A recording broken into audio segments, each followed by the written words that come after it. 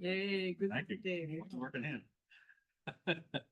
Okay, I'm going to call the meeting to order at 7:01. Please rise for. I pledge allegiance to the flag of the United States of America and to the republic which stands one nation under God, indivisible, with liberty and justice for all.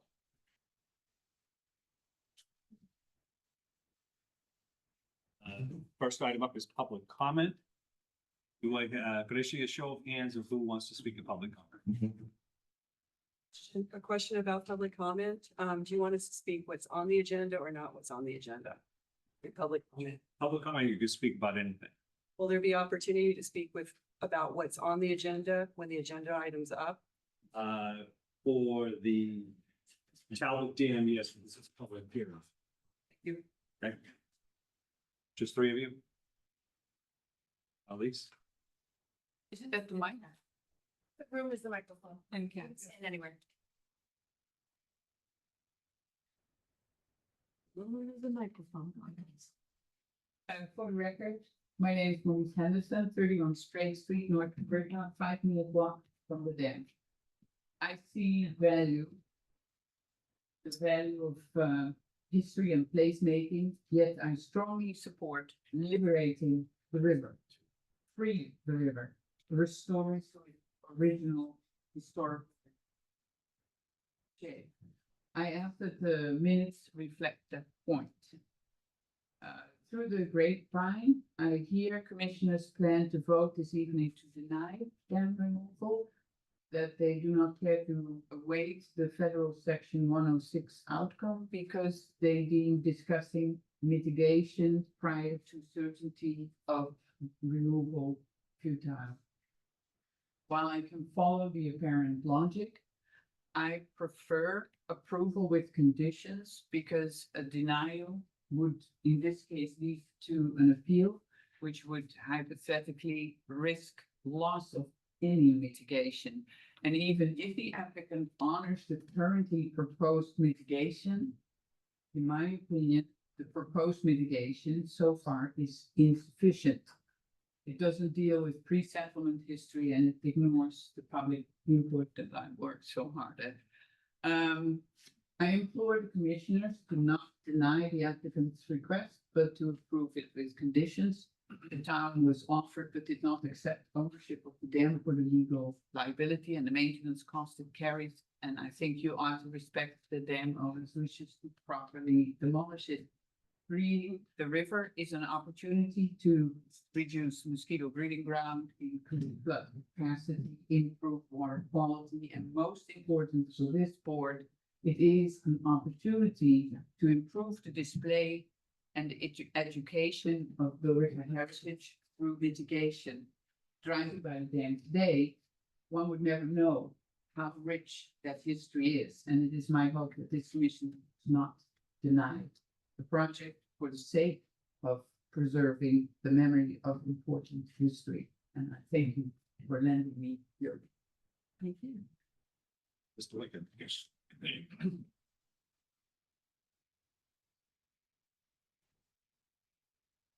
My name is Tom Lincoln. I'm the secretary of the Middlesex Canal Commission. I reside at 27 Leeson Street in Bedford, Massachusetts. Have been there since 17th century. I've had a chance to look at the supplemental information followed by the applicant. A number of continuances here. I'm going to make a few comments about that, but also reserve my right to speak when the agenda item is up. In our view, in my view, this is not supplement information at all. It is a complete change of tactics and arguments. It is a blatant attempt to force this project or the dam removal down the throats of Billerica, the MCA, the Middlesex Canal Commission, and anyone who seeks to preserve or reason. I think it's a blatant end run around the process that the applicant has been participating in for a number of months. And I'll leave it at that. Here's the message I think the applicant is sending Historic Districts Commission and the people of Billerica. Paraphrasing here, we're the federal government and the Commonwealth, and we know better than you people of Billerica. We're allowed to come into your community and destroy your history just as we wish. We're allowed to obfuscate, dissemble, and bluster, and we're allowed to insult you in the process. This is a bad faith and legalistic effort to evade the proper jurisdiction of the Billerica Historic Districts Commission. I think the applicant knows the process. The project faces serious headwinds, has decided to attack the commission instead. Read what you want into it. A couple aspects of the supplemental information that stand out that address longstanding and core issues of this dispute. I also want to remind commission and the public that the Middlesex Canal Commission is fully in favor of ecological restoration. We like fish as much as anybody else, but we believe that there is a compromise in the works here, or in the realm of possibility that has been ignored or worse by the applicant proponent. First, the opponent has said, has maintained that the Historic District Commission does not have jurisdiction. I think that's the kind of question that probably is best answered by a court rather than an assertion by a proponent. But they also say, well, if you do have jurisdiction, we're going to go with hardship, the hardship argument. The applicant has happily owned this dam for decades. The applicant is not without resources. And I think what really underlies this whole proposal is the desire of the owner of the dam to remove the dam at no cost to himself. And that is the only driver that makes this whole thing work from the proponent's side. Second, the idea of a compromise, which revolves around the sensible idea of a fish ladder or a fishway. In those materials, I thought was very interesting that the proponent now claims that the fish ladder itself would cost, quote, more than the proposed dam removal project. And I'd love to know where they're getting that number. And it's even more interesting because the proponents have never given anyone an actual estimate or budget for the dam removal project. As far as I know, I'd love to see it otherwise. Finally, and this was raised by Marlise Henderson. Mitigation is a joke. It's a joke because you cannot replace the ability of interpreters of history to talk about the Middlesex Canal and the Summit Pond if they do no longer exist. So there's a list of the usual low-cost items like brass plaques, moving a few stones, etc. Marley's made a very good point that all the other ideas that were discussed on March 17th at the invitation of the NOAA people, including a pedestrian bridge to reflect the floating towpath, to include walking paths on the footprint of the Summit Pond, those all have seemed to have disappeared completely. The list has gotten very short and very meager indeed. And from the get-go, the Section 106 process has been kind of strange because it's supposed to talk about mitigation as replacement for something that's already been done, and the thing has not been done. And yet we've been talking about the Section 106 process for months and months and months. So those are some points here. I hope that the Historic Districts Commission moves past some of these some of this smoke and mirrors. I think the issue remains clear. You have the mission and the power to prevent the destruction of these nationally important historic resources of the Middlesex Canal in your community. And we devoutly hope you will deny this applicant and help all the parties work towards a rational and sensible compromise that helps the fish and preserves history. Thanks. Somebody else will be in. Yes, sir. Yes, you will, sure. There, You don't have to go to the podium. You can stand anywhere. well, okay, let's start with page 13. We have your name. J. Green, Bravo, Romeo, Echo, November. Are you giving me a virus? It's saying there's a problem with your driving. Keep going, just so go. Everyone's a witness. 105, page 2. Was amendments 21.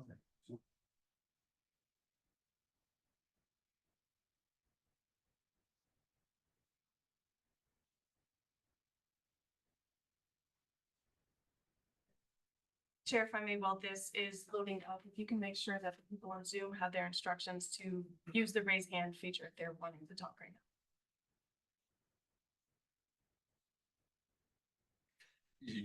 I just said You it. just said it. Zoom and wanted to talk during public comment, make sure you use the raise hand feature.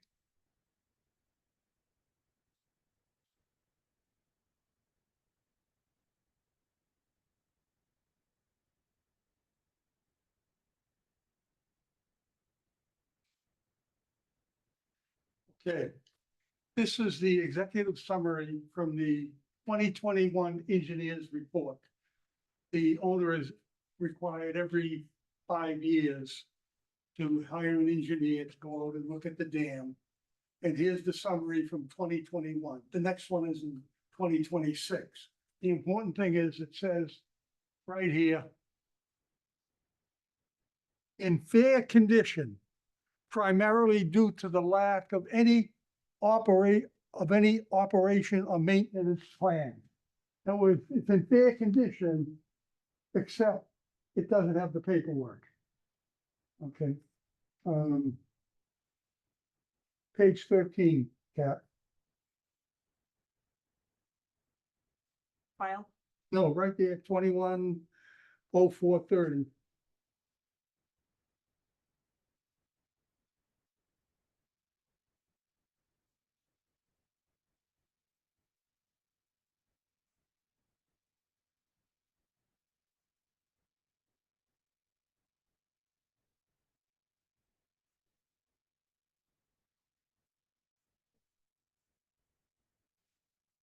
Okay.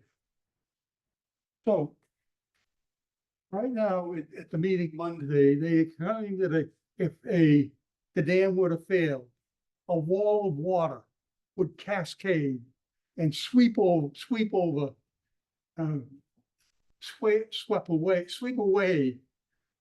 the bridge. Anyone who has looked at the bridge and looked at the abutments in the pier can reasonably anticipate it's unlikely that the bridge is gonna be swept away. However, it says here, a review of the aerial photographs indicates that the potential damage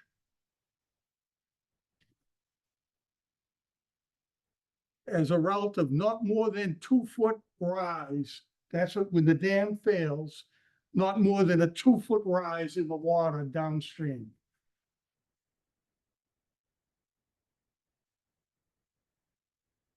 Given the minimal rise in floodwater downstream, in even the event of a dam failure, the risk of loss of life and damage to homes is low.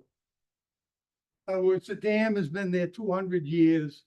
It appears it's gonna be there another 100. Okay, whatever the statement of, a wall of water will sweep away the bridge. The risk to life and damage is low. The only other item that puzzled me was in April, CRT, the owner of the dam, paid $400,000 for 8.5 acres of property at 6 Old Elm Street. April 22nd this year, they paid $400,000.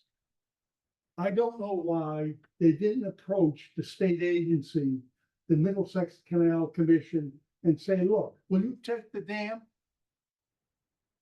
We'll give you the dam and $400,000 and we'll be rid of all problem. Instead, they invested in 6 Oak. I presume it's an investment, but it might be whatever reason. For some reason, they bought that 8.5 acres for $400,000. Rather than going and saying, look, we want to get rid of the dam, or we want the responsibility of the dam to be elsewhere. We will give the Middlesex Canal Commission, the state agency, which is charged with receiving canal property, accept it in $400,000. The present expenses or an engineering report every 5 years. And that's a cost of $10,000. So it's a minimum. In terms of the fish, we know that when we remove the Billerica Falls Dam, which is what the name of the dam, not this lately coming Talbot, the historical dam was the Billerica Falls Dam. If this existing dam is removed, what occurs is the Billerica Falls. And we have a map from 1700 of Billerica showing that there'll be 3 falls and a bar to the passage of fish upriver.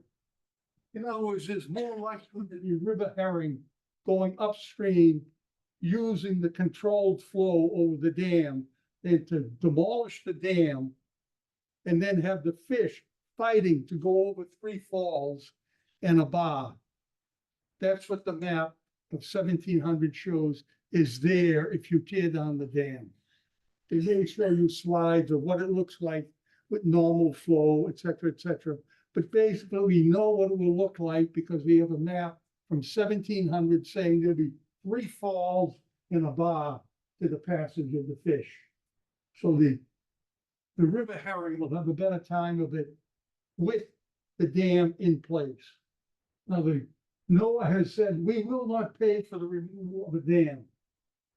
When I come back, we, opponents of it, say, but you will pay for a fishway in a dam. So rather than saying you're going to secure the demolition of the dam, say we will satisfy both history and the river herring by putting in a fishway. And the government will pay for a fishway, or at least they have in, I think down in the Mystic River, they rebuilt the dam with the fishway at the other Mystic Lake. They rebuilt the dam in Winchester Center. They replaced the dam there with the fishway, and at Pond, they're rebuilding the dam with the fishway. So why not, rather than pay for removal of the dam? And for some reason, they say it will cost more to renovate the dam than to well, it's just incredible. Thank you.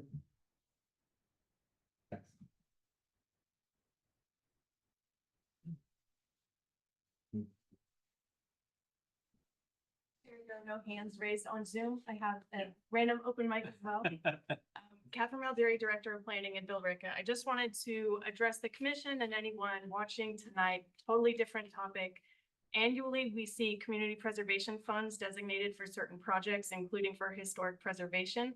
So on June 12th, the CPC is hosting a public hearing to hear anyone's suggestions and priorities for what the next year's funding project should be. You can find that Zoom link. It's next Thursday at 6 p.m. on the Billerica CPC website. Thank you. Do we know what the budget is? Actually, the budget? No, I see. and there are now hands raised on Zoom as well. In person. Okay, first person. Martin R. 181. Go ahead. Yes, can you folks hear me? Yes, please state your name and address, please. My name is Bob Martin. And my address is 242 Fifth Street South in Naples, Florida. And currently I'm residing up on Cape Cod in Falmouth, Massachusetts. So first I'd like to thank the commission for hosting this tonight and giving serious consideration to my situation, being the owner of the dam. Many of you may know that there was never a desire to own the dam. And first, I'd like to also thank Marlene for pointing out some of the positive aspects of eliminating the dam. I'd also like to make note that Mr. Tom Lincoln is totally incorrect with saying that I've happily owned the dam, because it's been a miserable situation since 1997. And I also like the board to know, the commission to know, as well as the community there, that the dam was offered to the Middlesex Canal Commission in 2007 with a gentleman by the name of Tom Raphael. And they denied taking ownership of the dam. The dam was also offered to the town, and the town denied taking the dam. Seems like everyone wants me to own the dam and the liability associated with it. I don't think the bridge is going to come down as a result of the dam. We've owned the dam since the early 70s, 74. Sold my operating business with my partners in 1997, at which point the public company that bought the real estate entity and the operating business decided not to take on the liability of the dam, and they extracted it from the deed, unbeknownst to myself and my partners. So since then, we've had opportunities of offering the dam to various, to the Middlesex Canal Commission. Mr. Lincoln, I'm sure, remembers this wonderful gentleman by the name of Tom Raphael. We've also offered it to the town. And just as a point of reference, through a town meeting that I was present in, the town manager, as well as the selectmen, made a statement saying, no one can stop Mr. Martin from taking down the dam. It's his dam, and he has a right to take it down if he wants to take it down. I think the proposal that the commission has in front of them is a win-win for both the town as well as the community to allow free running water, to minimize the stagnation that it's occurring on the embankment beyond the dam, the cleanliness of the water that may even reduce the cost of processing your water in your town, the opportunity for fish to swim upstream, and as stated by the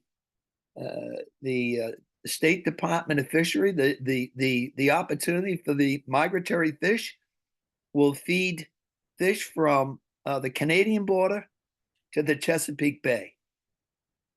I love to fish. I was out fishing yesterday. I think it's a wonderful opportunity. It offers the chance for people to kayak and to fish and to enjoy it and to have clean running water. So there's no shenanigans here. There's no black magic, as someone else mentioned. It's our cards are on the table.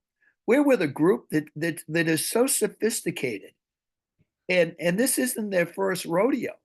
They've done this many, many times before, and they're following the letter of the law, crossing the T's and dotting the I's. I am so proud of the group I'm with. I want to be able to drive by that area and see a much better area in the future. That's my desire. So I'm hopeful that we together can make a smart decision. And that is to eliminate that dam. It serves zero purpose. The Talbot brothers put that dam in place for hydropower. There's a book out that a poet, Thoreau, wrote, and he was at that dam site twice, asking the Indians to take the dam down. He was an outdoorsman, and the dam was taken down, and that's later on, back in the late 1800s. The Talbots were able to convince the governor to put it up, and at that point, it served a valuable purpose. It serves no purpose today whatsoever. And I'm just hopeful that we can work through this and come to a reasonable conclusion on the fact that the dam does not serve a purpose, a functional purpose in this marketplace today. So thank you for your time. And I look forward to your final disposition on this. And by the way, just for the record, there's been a lot of money that's been spent on engineering time on this, consulting time on this. And why did I buy 2 acres of land? And this gentleman said it was 8 acres of land. It was purchased so that the team that I'm working with would have access to the dam with equipment to take it down. Because Mr. Ronnie Perret, as much as he says he doesn't want the dam taken down, wanted $50,000+ a month for a minimum of 3 months to utilize his property. And the other day he said, I'm concerned with the water and how it might impact my beams. We did an engineering study on that. The water's not even coming remotely close to his beams. So the acreage was bought so that the team would have an opportunity to get access to it, because we had a gun held to our head, so to speak, on the other side at $50,000 a month, and we needed it for 2 to 3 months. And it is 2 acres and not 8 acres. So Thank you very much. thank you. Kat? Kat, is another person wants to speak? Yes.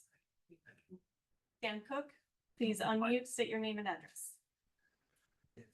Hi, this is Dan Cook, and I reside at 357 Cross Street in Carlisle, and live upstream, and we support the idea of opening up the river to the 400 square miles upstream and be able to enjoy increase in fish populations, which do some interesting things too. The other way to clean up the rivers is the freshwater mussels, and they spray their spawn into the gills of the fish, and that helps them migrate. And having a larger population of alewife and other fish being able to have free passage past the dam would actually help clean the rivers upstream, the Assabet, the Concord, and Sudbury. So I support what Mr. Martin just said. This dam has been there for a long time and serves no purpose whatsoever, and is inhibiting the natural flow of the river and migration of fish up and down the river. It also is creating an area above the dam where there's just a lot of invasive species that it's not really much of a place to have any recreation. And by taking the dam down, the recreation of kayaking or canoeing with free access in the river would be opened up. So talking in support of people upstream where we would enjoy the fruits of the dam coming down. I thank you for your consideration. Thank you very much. Nothing commented earlier.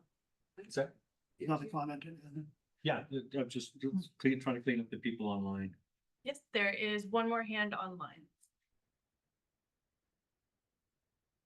Lenore and Howard, please unmute, state your name and address.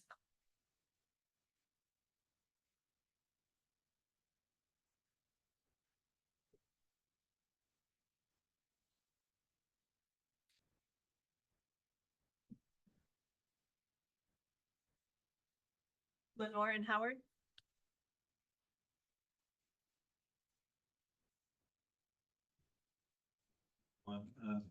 I'm a rookie. I'm a rookie on Zoom. Thank you very much. My name is Howard Winkler, and I live in a retirement community in Lexington, Massachusetts. I would like to speak in favor of the dam.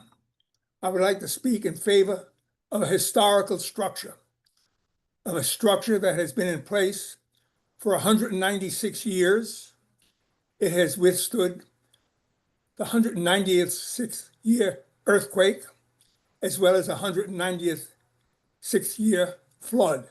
It is a stable structure. It is very important. It is on the National Registry of Historic Places. This doesn't seem to come into This doesn't seem to be important. Just pull down an historic structure. This is very important. It's very important to the history of the Middlesex Canal. I have been in the organization. I think I'm the longest serving member. I'm very proud to be in the organization. And I think the dam is a very important feature of the canal and our keeping this structure in place. We talk about water chestnuts.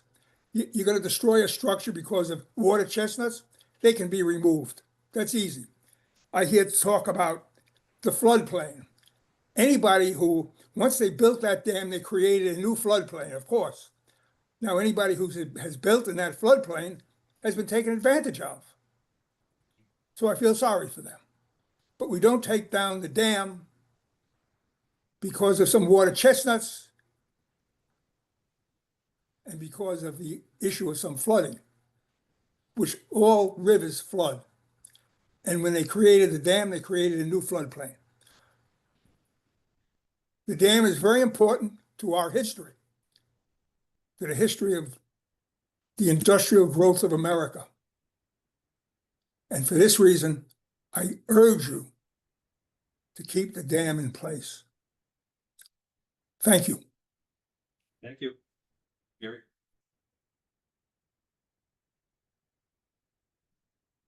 You want me?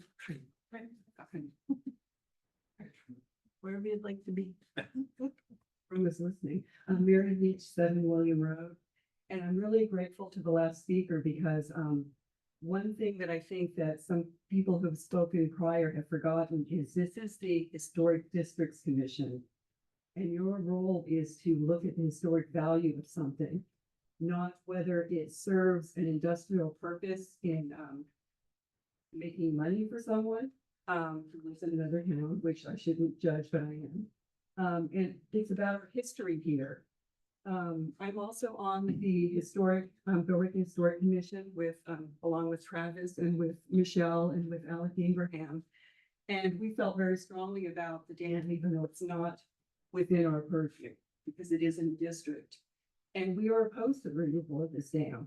It's a contributing structure in the National Register Mills Historic District. And it's unquestionably one of the major focal points in that area and probably the most significant. When I think about Billerica, and I think about people ask me, Mary, where should you go take photos in Billerica? Where's a pretty place? The first place I say is over by the dam. And it's not because, I mean, here I'm not talking about history, I'm talking about beauty, it's aesthetic. When we had Chronicle and when they did a feature, we brought them to the Middlesex Canal Museum. They did their stand-ups in front of the dam. This is an area that draws people. And let me just tell you, there are different ways to handle the fish situation. I know that's not under the purview of this group. This group is about the history. Better towns, good towns get fish ladders. You know, the places that have dams that are being rebuilt.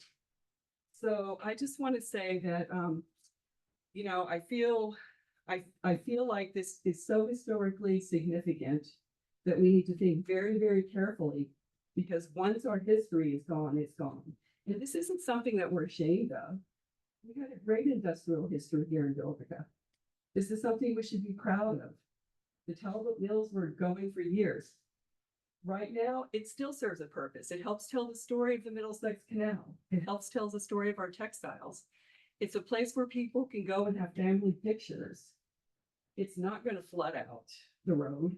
I mean, and also one thing that no one's brought up is I'm very concerned about our water supply. Our water intake is right up the road. And I know that's not within the purview of this group. This is about history and significance.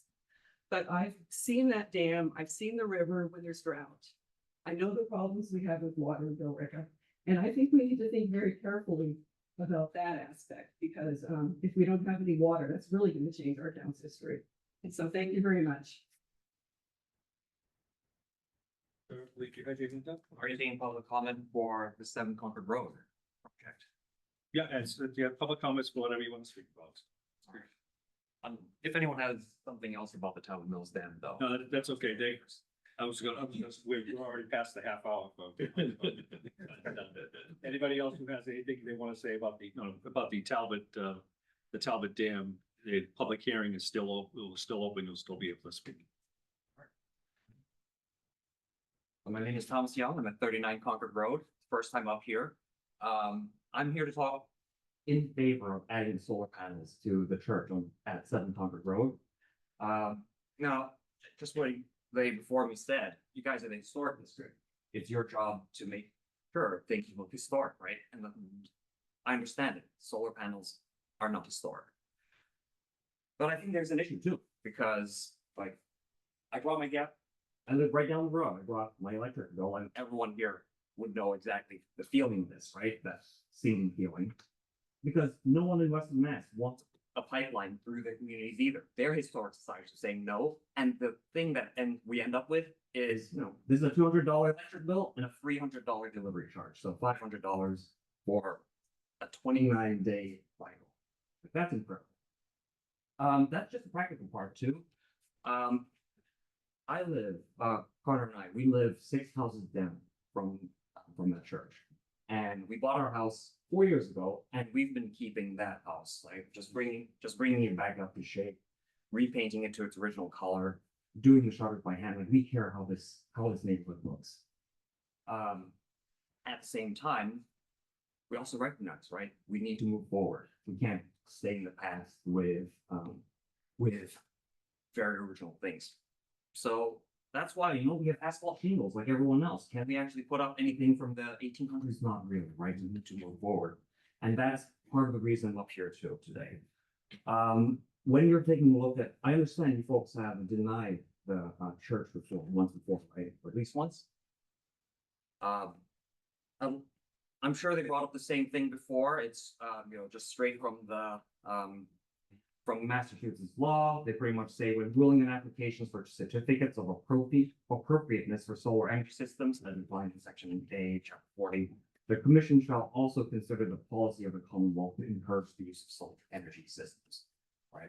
They're essentially saying, hey, you guys, this electric bill, they can't do things, they can't get their act right about it, right? They're asking us to play a part as well. That's really it for me. There's also, I believe this part over here, it's kind of biased. I know the Massachusetts Department of Energy Resources, they suggest too that, the proposed solar installation should be considered on a case-by-case basis. Yes, this is what you're doing. But that the language clearly states that the need for historic commissions to consider the policy of the Commonwealth related to solar energy systems is important as well. So I'd like to please consider that, with this new application. There has to be some way, according to this law, right, to find a compromise, a way to use, to bring electricity costs down to make it affordable to live here in Oregon. So we're going to move on to our first order of business, which is 7 Concord Road. Here to present.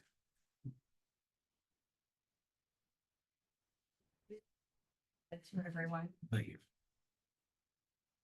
Thank you.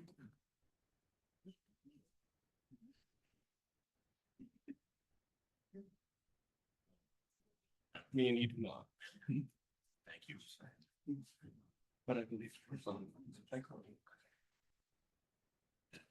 My name is Barbara Malawi, and I'm the president of the Board of Trustees for the First Parish Church in the town center in Billerica 7 Concord Road. And I want to thank everyone for hearing us today. I wanted to make just a few points before we get to the main part of our presentation. Can everyone hear me okay? Yes.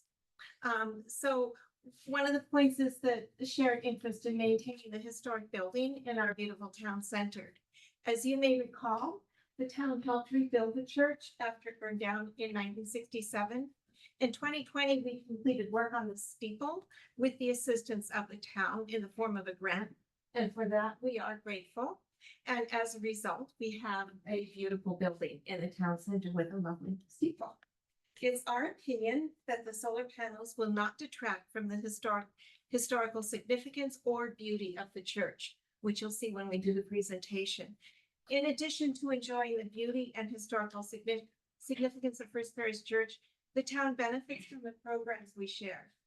The Christmas tree lighting festival, when over 300 children came into our parish hall to make Christmas tree ornaments while their parents enjoy hot dogs and hot apple cider.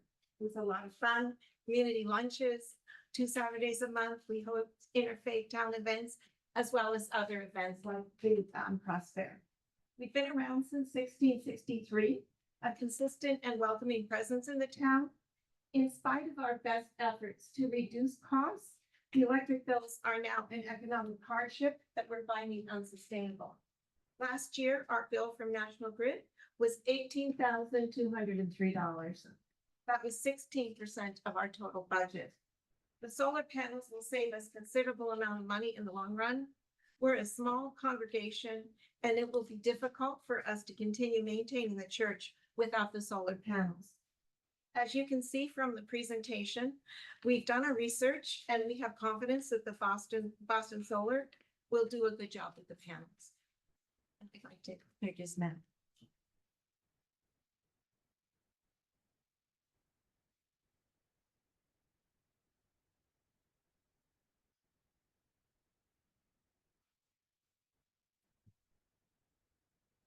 Thank you, Barbara, for the intro. I didn't have my slides right, so I'm just gonna go back, quick agenda for the board, so you know what we're gonna talk about. The introduction already done by First Parish Board President Barbara. We're gonna quickly talk a little bit about economic hardship, which we've already had a lead into this.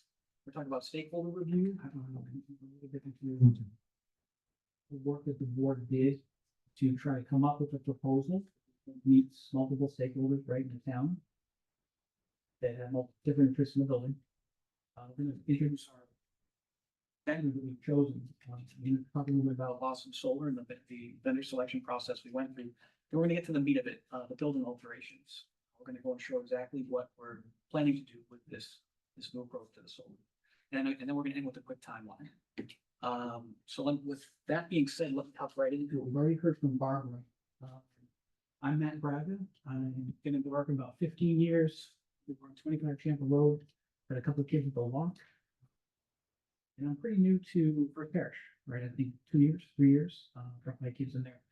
And we love the town. We love First Parish. We love being part of that community. I joined the board about a year ago, and you know, we've already had a lead to this, but one of the big surprises I had was the financials, and seeing what's going on and how much we spend on electricity. This may not be known to everyone, right?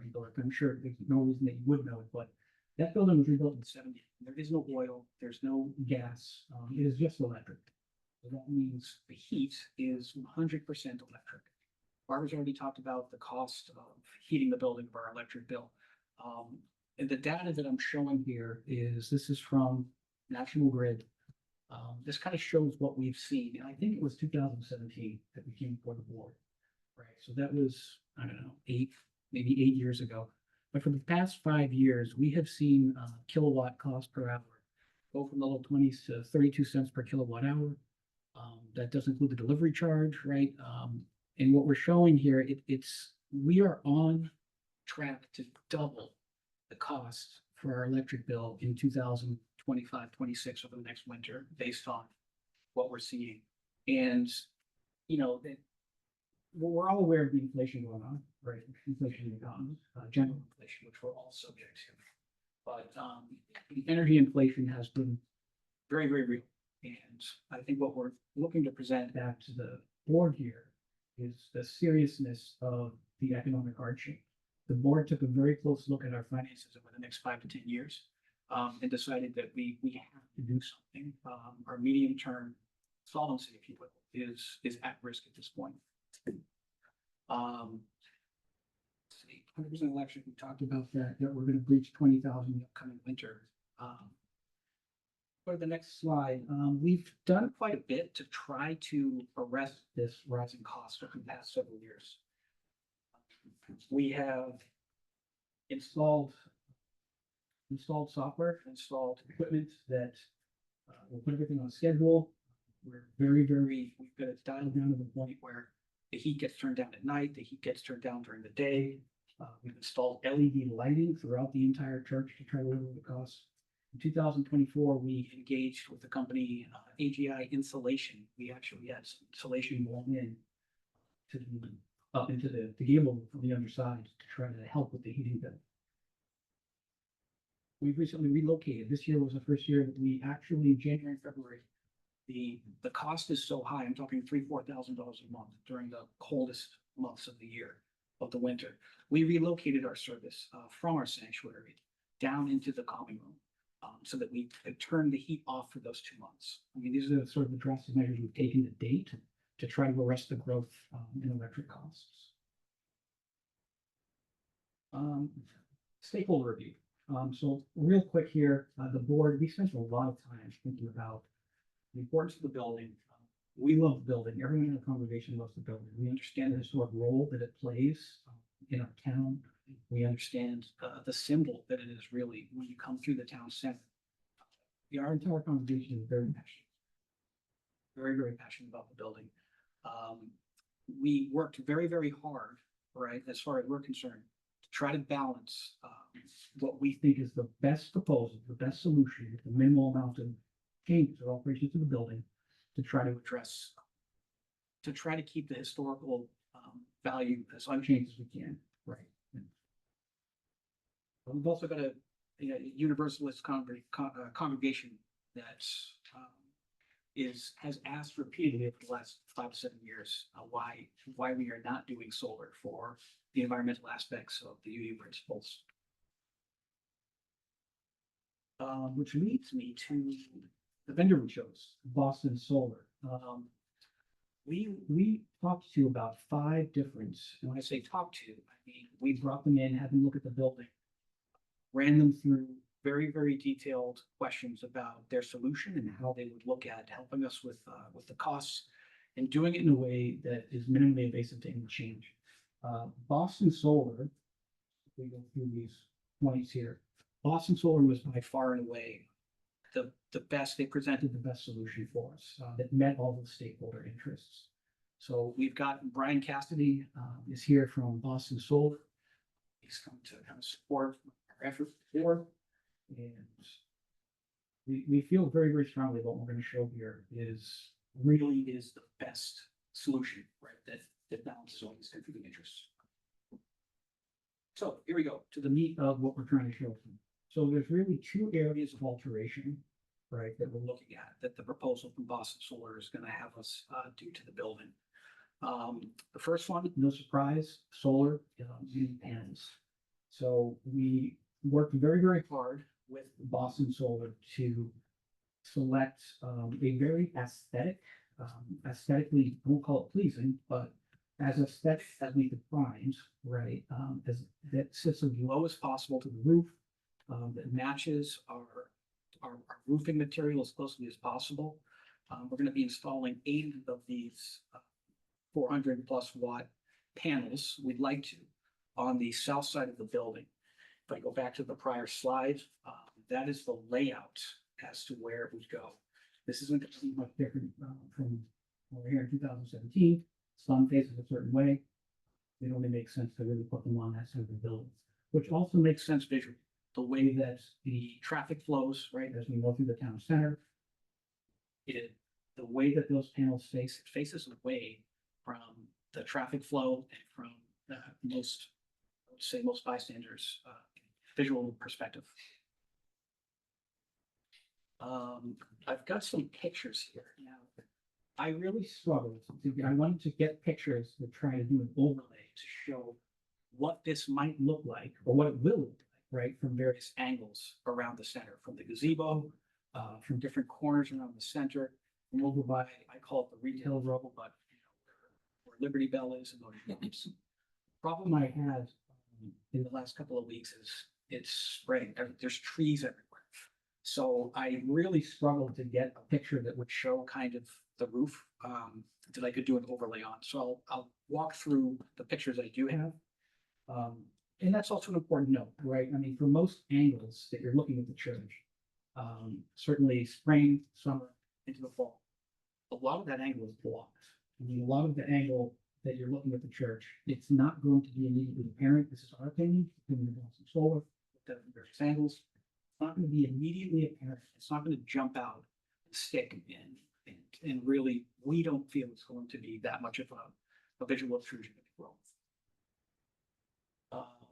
I tried to do, I'm not a graphic designer, but I tried to do an overlay on this one. This is a shot from the gazebo.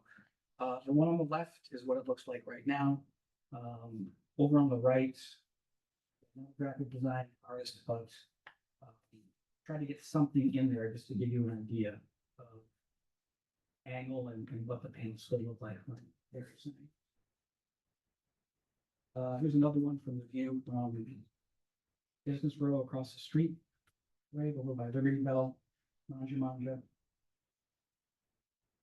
It's kind of a good angle there on the left, and on the right, I've got that overlay kind of showing how it would look and where they would sit. Now, again, these panels are, he specifically chosen to blend in with the roofing.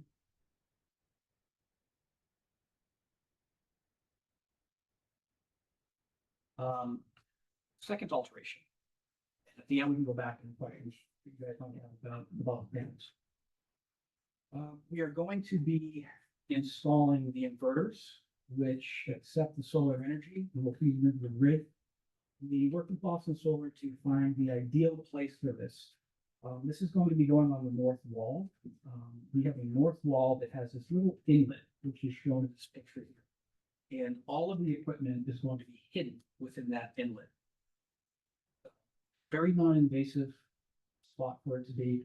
Here's another angle showing this is facing the street from the north side of the building. There'll be a small 3 to 4 inch conduit that we've looked at, which could be run right underneath the existing wall. Where the cement foundation meets the wall. It'll be completely out of sight. 1.5 inch, Matt, 1.5 inch. For that correction, 1.5 inch. It will be completely out of sight. Got a couple more angles here. Yeah, so from the street looking down the north wall, you're not going to see that inlet is to the left, where that little, again, 1.5 inch conduit ends. It turns in there to the left, come back, and no one's going to see any of the equipment that's in that inlet. Second picture just showing what someone sees walking up, obviously from the north side of the building. And I think that's it for the alteration. It is the roof and it is the north side of the building. Last thing I had to go over is the timeline for Boston Solar. It would look something like this if it was approved and we went ahead with Boston Solar. We'd be looking to start sometime in June, right? Mid in June, depending. But right now, we put this into November before we be able to let the switch and actually get benefits. Solar installation. Closing words, I guess, would be, I urge the board to understand that this is a very real economic hardship. When we look out medium term, 5 to 10 years, budget, Teresa here, also from the board, finances, we need to take. I don't want to sound alarmist, but there's a very real possibility that in 10 years, we can't afford to keep the building. So we urge the board to look at the proposal that we've done. If there's any feedback or any alterations, we want to meet like more than halfway. We want to, we are very passionate about this building, just as much as everyone else about it is. We really, really are. We want to stay in that building. We want to increase our longevity in that building. We want to continue doing everything we do for the town. And we feel that the solar panels will enable us to do that over the next 10, 15 years. There's 2 things I just wanted to point out about the design. That conduit that Matt showed that was running along the north side, that'll be tucked underneath. You won't be able to see that. That'll be underneath the siding right on the concrete. So you shouldn't be able to see that at all from the street. And then the second thing is the solar panels are all black. There's no grid on them. There's no pattern. There's nothing else. They look like a glass roof when they're up there. So they will blend in. But We just have your name and address for the record, please. Oh, my name is Brian Cassidy. I live at 3 Fairview Drive in Southborough, Massachusetts. Thank you. Okay. Questions, Dan? On the solar? Yes. Okay, Yeah. I may just have more of a curiosity. I mean, obviously, we've all felt the impact of the electrical bills. I see it too, trust me. Do you have an estimate of how much your electric bill will be reduced by doing this? From, I guess, your rough $20,000 projection for this coming winter? So what is it? It's like 60,000 kilowatt. Does that sound right, Brian? It sounds more like 45,000. No, but our demand, we. Oh, your demand is like 60, yeah. We're gonna cover like 45. It's gonna cover about more than half. About 75%. Okay, with these panels, do you also get benefits from potentially back feeding power into the grid? Might be earlier to answer. Yeah, they will get some benefit for, additional incentive. Yeah, they'll be, what they'll be able to do is sell class 1 RECs. So essentially, every time they generate 1,000 kilowatt hours of energy, they'll make about $32. So they'll do that 45 times 32. So there's some other ancillary income too. Okay, now the panels themselves, I understand they're black, you said, sort of the glass surface, so that will be a little bit shiny, but that's the technology we have. How far do they sit above the roof? Like, how much of a step? There's for like air, water flow and air, it's only a couple of inches. They're what they call flush mounted. If you've seen residential solar panels on somebody's roof, it's the same thing. There's only a couple of inches between. It looks like it's following the contour of the roof. You can't tell that it's risen from looking up at it. And I'm all set, thank you. Mary? Do you have a sample? I don't have a sample of a solar panel, just the pictures that Matt showed, but, yeah, it's not shiny either. It's kind of matted, so it's all black. That's pretty indicative of what it's gonna look like. You see in the front of the panel and the back of the panel there.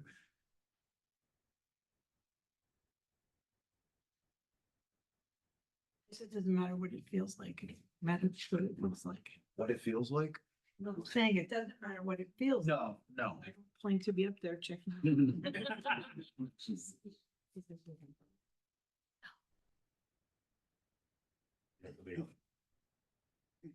Assuming I'm looking at, I just typed in Boston Solar here. It does have a slight bluish appearance in the photos. Oh, you mean on this here? No, No, on his phone. Oh, like an aerial photograph. of yeah, it. the panel we're using is an all black panel. It's Hanwha Qtron 425, I believe. It's all black. We use lots of them. Boston Solar's done 6,500 installations in Massachusetts since 2013, more than any other local solar company. So all black. I was just saying it might help us to understand like an actual photograph of the installation of these panels. Yes. Your packet did have an image. If you stop sharing, I can pull that up really quick. Oh, thank you. One, Yeah, I think what's we the one provided in some of the those. agenda? This one? Was it in the appendix? No. Yeah, that's school, I think. Catholic school. Oh, that's the First Parish in Bedford, okay.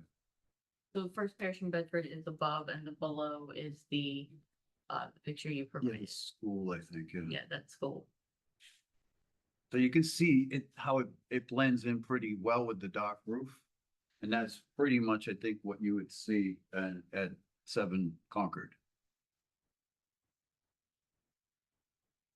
Thank you. Travis? I appreciate the thoroughness of the presentation as well, and the time and effort project to put that together. I mean, I can also appreciate the cost of electricity because, especially with 2 kids that don't want to turn lights off and definitely feeling that, but, I don't think I have anything specific. I mean, it seems like it does blend in pretty well. It's not gonna be any jagged edges, was it just squares? Cause it looked like on the picture that we just looked at, when there was kind of like the jagged edges, you could notice that more than just the perfect rectangle. Well, the image that Matt has, you can see there's no jagged, they look blue when we do them in our helioscope design. I can't really help that, but the image, Matt, can you show the one with the blue, with the roof again? Just want to show them, there's no jaggedness. They're gonna be uniform, very square, very rectangle. Yep. So I don't see any.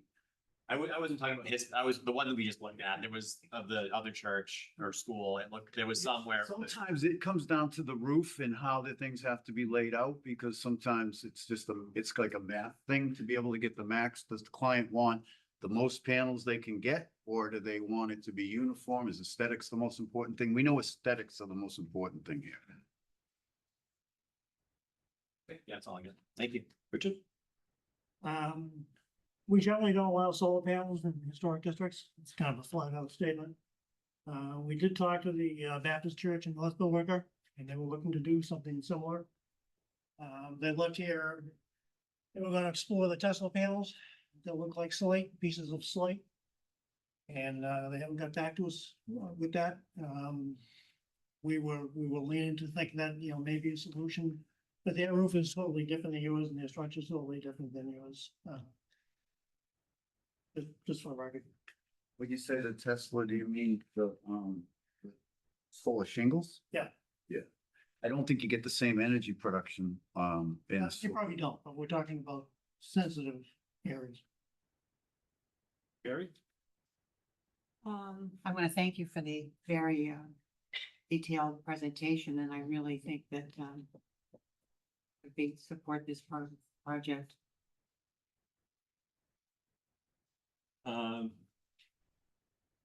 Well, for one thing, that just picture the church is on a flag. The building, we don't want it to go away. And I know it's only like 22 of you trying to support this huge building. And your money is better spent trying to keep up the building rather than paying electrical bills. I should have noticed this, but I didn't until I actually looked at your pictures. For the most part, when the leaves are on the trees, you can't see that from the, coming towards the center from Concord Road. And like you said, everybody traveling south has got their back to it, couldn't see it at all. So I'm encouraged by that. And I think over time, things like this have a tendency to blend in. Nobody even notices that they're there. And given your obvious hardship, I can't see not supporting this right now. Anybody else have anything? I voted against it the last time, but it's, I don't know how else to say it, but it's almost a different animal. It's been some years, not tons, but enough that I think the technology for the panels themselves appears to be very, very, we are not the only people asking that you not see the panels. Clearly, it's the market dictating that, and clearly no one's ever had electric bills like this, and you are on the flag. So, to support. Questions? What's the lifespan for the panels? Well, 30 years. Same sort. Yeah, very close to the roof, yeah. One more. Do you have to replace the current roof before you install the shingles that are on there? Or, and when was the last time that was done, I guess? 2014. Yeah, it's been 9 years. 9 years. Usually, what happens is the solar panels will sit on that roof, keep the ultraviolet rays off that shingle. It'll actually last longer on that side than it will on the other side, because the weather will be hitting that other side. So 9-year-old roof that's an architectural grade shingle will last well with the solar.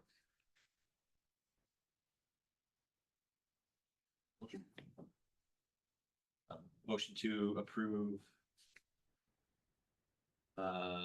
application 2025-06, minor for 7 Concord Road to add roof mounted black solar panels on the south side of the roof. Moved and seconded, all those in favor? Opposed? Unanimous. Thank you so much.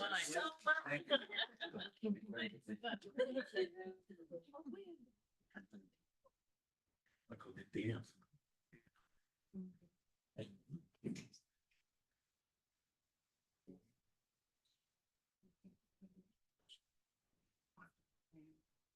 Oh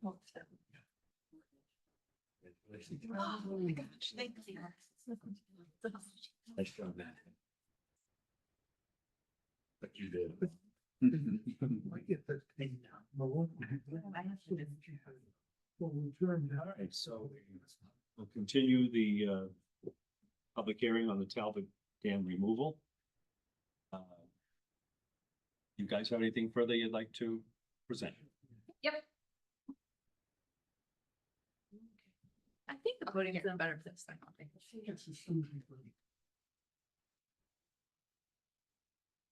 Do I need to copy the number? No, they're actually up there.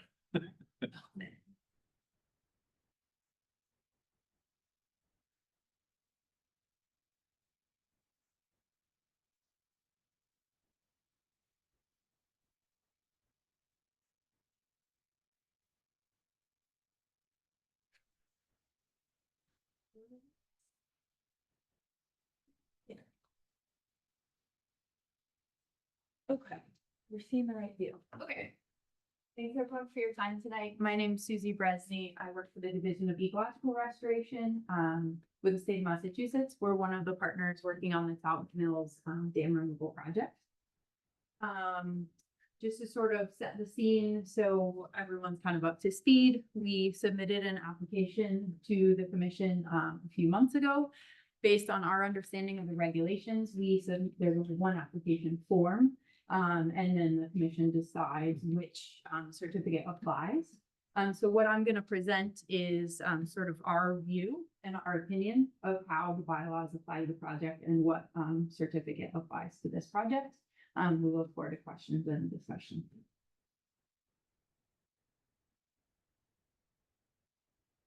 Sorry, Spence is building. Susie, did you want to acknowledge the email we got right before the meeting? Yeah, sure. We also received the email from your legal counsel with their opinion of the information that we submitted in the supplemental materials in preparation for this meeting. We acknowledge that. I did not have time to really incorporate that into the presentation since we got it just this afternoon. But I'll do my best to acknowledge it as I go throughout, but this is our presentation of our project and our legal counsel's position on how the regulations fit to this project. So it's our opinion that the project should be issued a certificate of non-applicability. And we have 3 kind of major points for why we feel that's the case. The project does not involve any exterior architectural feature. As outlined in section 12C of the Billerica Historic District Commission bylaw. I'm going to dig into each one of these points a bit more, but I'll just go over them first. The purpose of the Massachusetts General Law, Chapter 40C, which is the law that gives historic districts their authority, is not intended to regulate dams or infrastructure like dams that serves a purpose and is regulated based on public safety and whose design and maintenance impacts public safety. So we feel because the law that designates authority to the Historic District Commission isn't intended to regulate dams, then a Historic Commission bylaw shouldn't apply to dams. And the third point is that the dam is already highly regulated by multiple state agencies, the Office of Dam Safety, of course, being the main one, that is well equipped to regulate dams and provide insight on design and structural integrity and materials, things like that. But if there's another option through your bylaws, which is a certificate of hardship, which through the bylaws is the only way to do a demolition project, which this project is for the removal of the dam. So regardless of the fact that we don't feel the project really fits within the bylaws, we still do feel that a certificate of hardship would be reasonable. The project absolutely creates an economic hardship or the dam creates an economic hardship for the dam owner. So I'll first start with this and then we'll switch to talking about the hardship situation. So the certificate of non-applicability. This is the section of the Billerica Historic District Commission bylaw, section 12, that says the application does not, if the application does not involve any exterior feature, then the commission shall issue a certificate of non-applicability. So what is an exterior feature, we ask? A portion of the exterior of a building or structure. Some examples that are given in the bylaw for this exterior architectural feature are the kind, color, and texture of exterior building materials, color of paint, type and style of windows, doors, lights, signs, and other exterior features. So we don't feel that a dam fits within this, and even more so, the exterior part of a dam is integral to the dam's design and safety, and it cannot be changed or decided based on aesthetics. So it's not an exterior feature based on this definition, and they're not intended to be regulated based on aesthetics. The dam structure can't be changed just based on how it looks. They're regulated based on condition and safety. So it appears based on this that the jurisdiction is limited to aesthetics, which dams should not be regulated by. And so based on this, we feel that a certificate of non-applicability would make sense. Furthermore, that definition that I just showed talks about both buildings and structures. So it could be interpreted that maybe a dam is a structure. Based on the bylaw and the review standards, a structure is defined as a combination of materials other than a building, included but not limited to a sign, fence, wall, terrace, walk, or driveway, which are all features that are really different from something like a dam in the middle of the river. So these are all land-based improvements, and the review standards provides an outline of how the Historic District Commission could judge the aesthetics and could say that, yes, these aesthetics are in line with our bylaws and with our review standards, and these aesthetics are not.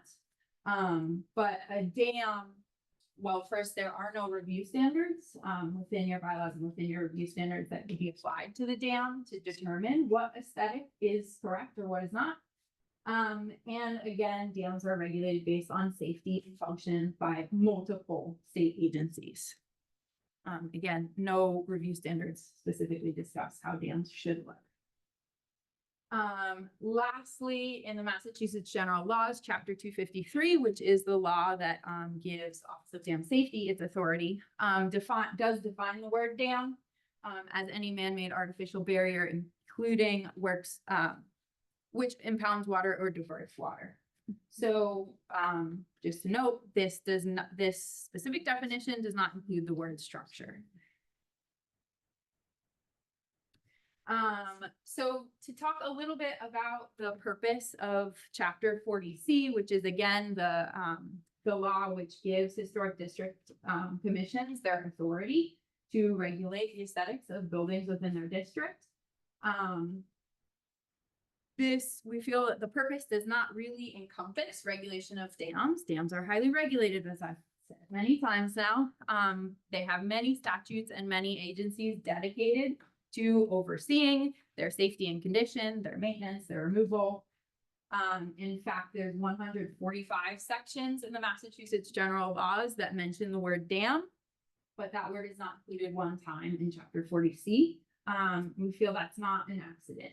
The legislature didn't forget to put the word dam in there, but it's because it was not intended for historic district commissions to regulate dams. This is just a snapshot of some of the places where the word dam shows up in the Massachusetts General Laws. Some of these chapters, Chapter 21 is the one that created the Department of Conservation and Recreation. That's the department where the Office of Dam Safety sits.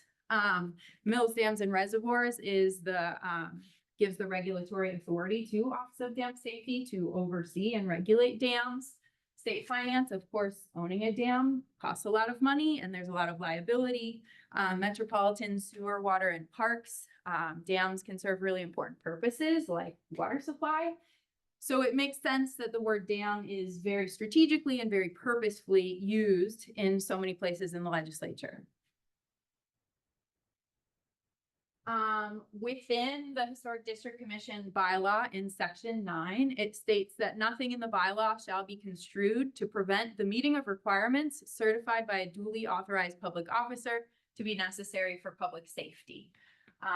As I mentioned, dams are highly regulated for public safety.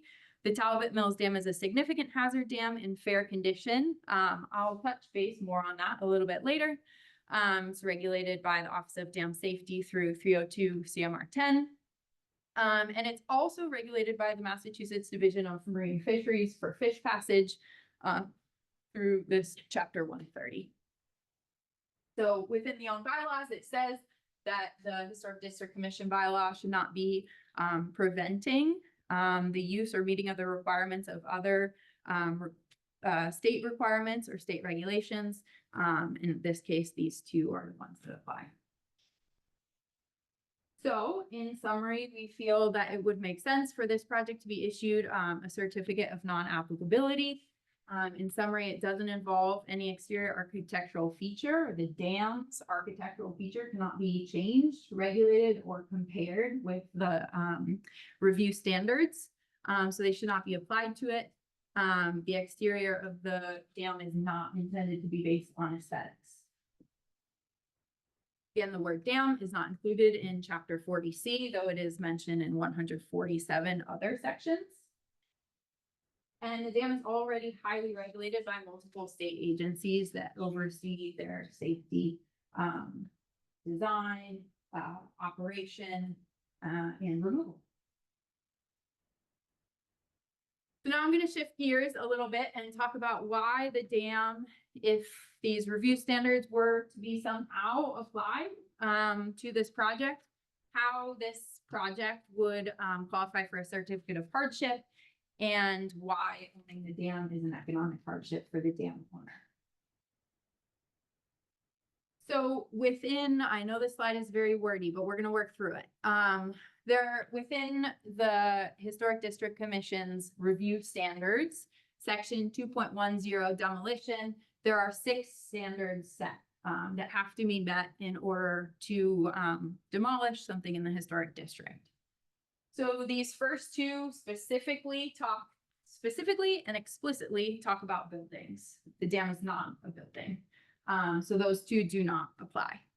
The next one talks about an application for a certificate of hardship. I mentioned that we talked about in the last hearing and Kat confirmed there's no specific form for a certificate of hardship. There's no specific application for a certificate of hardship, and Kat confirmed that the application that we previously submitted was sufficient because there's only one application. So we're not going to talk more about a specific application for a certificate of hardship. What we've submitted is what we've submitted.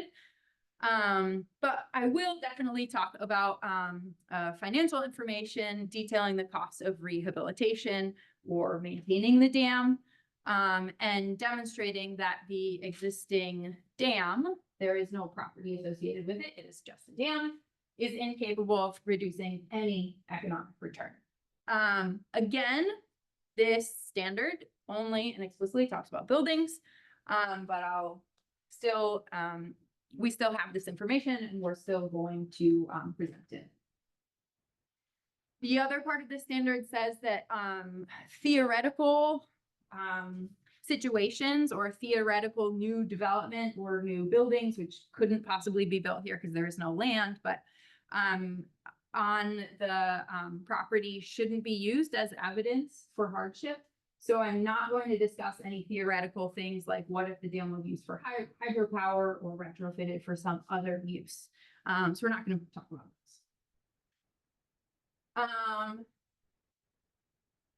Our motivation for removing the dam is not entirely based on the structural integrity of the dam or deterioration of the dam. It is relevant to how the dam creates a hardship. But I'm not gonna go into too much detail about this because, you know, it's not the main purpose or main motivator for the removal of the dam. This next standard requires that we submit, complete plans for the new development proposed on the site. So there is no new development. It is just a tiny piece of, river bottom that will be left once the dam is removed. And it's questionable whether the dam owner will even own that. So there's no new development, but we have provided plans for the restoration and what things will look like, as a result of the project. So those have been discussed in previous meetings. We can revisit them if we need to at the end, but I'm not intending to present on them. And then I will share a timetable and budget for dam removal. It was included in the application. It's been included in many reports before. We'll look at it again. Again, there's no reconstruction on the site, so we won't talk about that. And we'll demonstrate that we have a financing available to carry out the project. And then the last standard is that requires certain documentation prior to demolition, which has already been incorporated into the project, regardless of this decision. So I'll discuss that as well. Okay, so to get into it. The dam owner, Bob, who you heard spoke earlier today, and his partners had acquired these 7 parcels of land, including the dam in 1980, and then went to sell them fully in 1997 to this company, Cambridge Tool, which is a subsidiary of a larger company, Leggett & Platt. They removed the dam from the deed during the transaction, which was unbeknownst to Bob and his partners.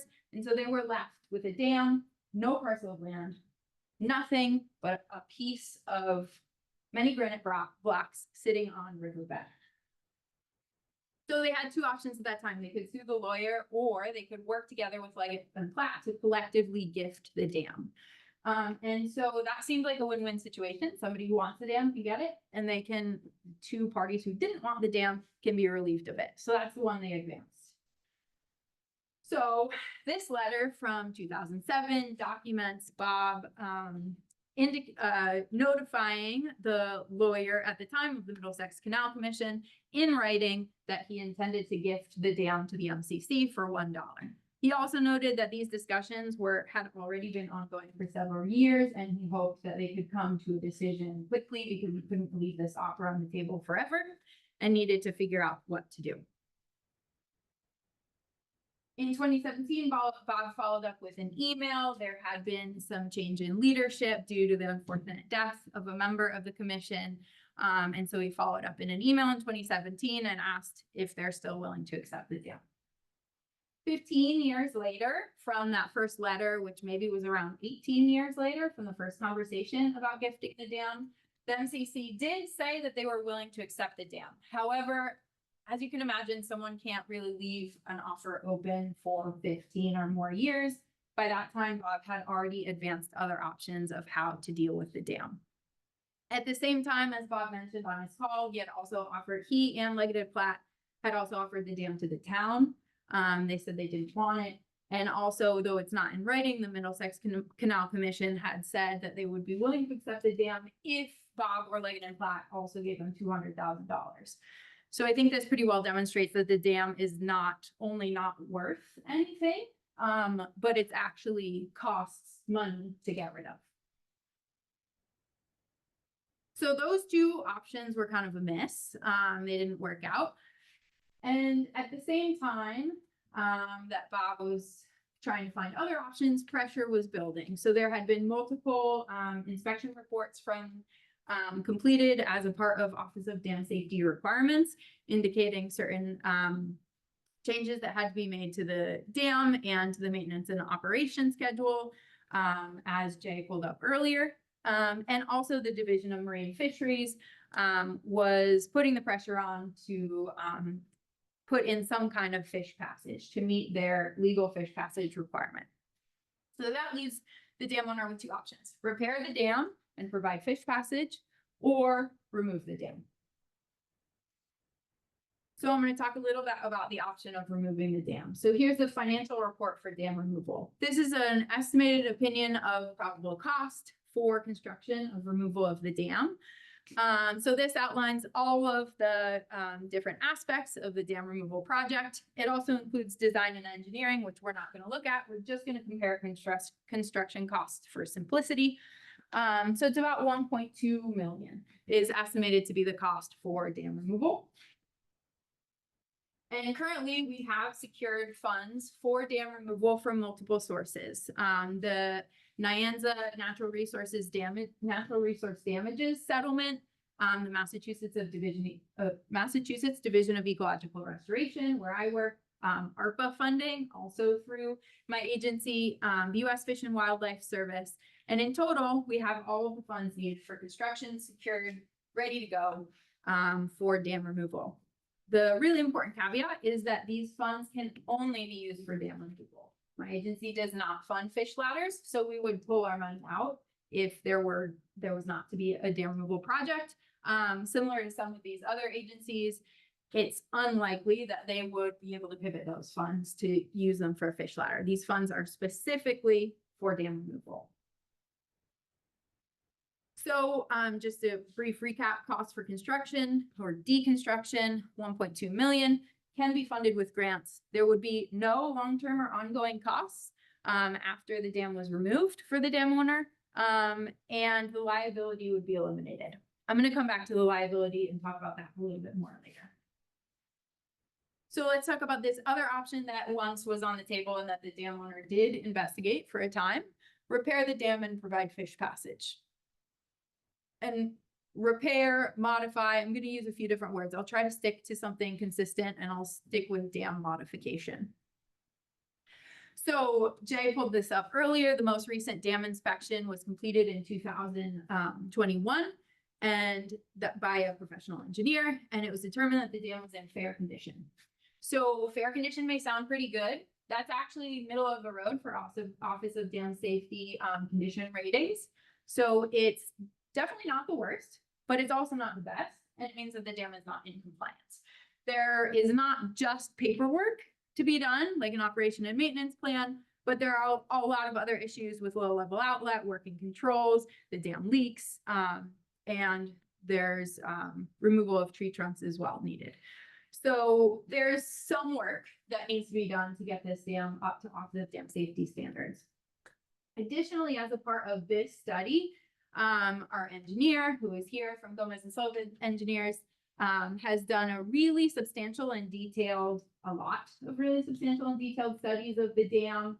And the hydraulic modeling and the studies of the dam have been more extensive than what we've done in the phase 1 inspection.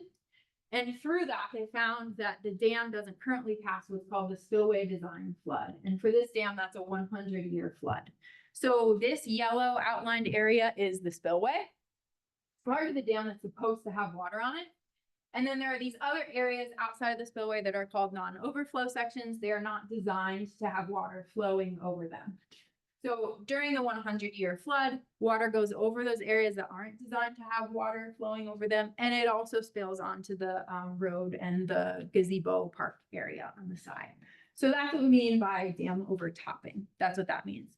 So if the dam doesn't pass the spillway design flood, it's not within Office of Dam Safety regulations. This might fly for dams, or the ODS may not come after you if you don't do anything to the dam. But if you're going to put on a fish ladder, you have to bring the dam up to current day standards. So it's sort of like if your house is not up to code, that's fine if you live in it. But if you do some substantial changes, if you rewire your house, that wiring has to now be up to code. So same situation here. So what are ways we could bring this dam up to code? Well, one would be to widen the spillway. That would allow for more passage of flow. However, you can see we have some pretty hard constraints on either side of the dam, so the dam can't be widened. It's not feasible. There's not space, and the dam owner doesn't even own that land on either side. So another way is to lower it.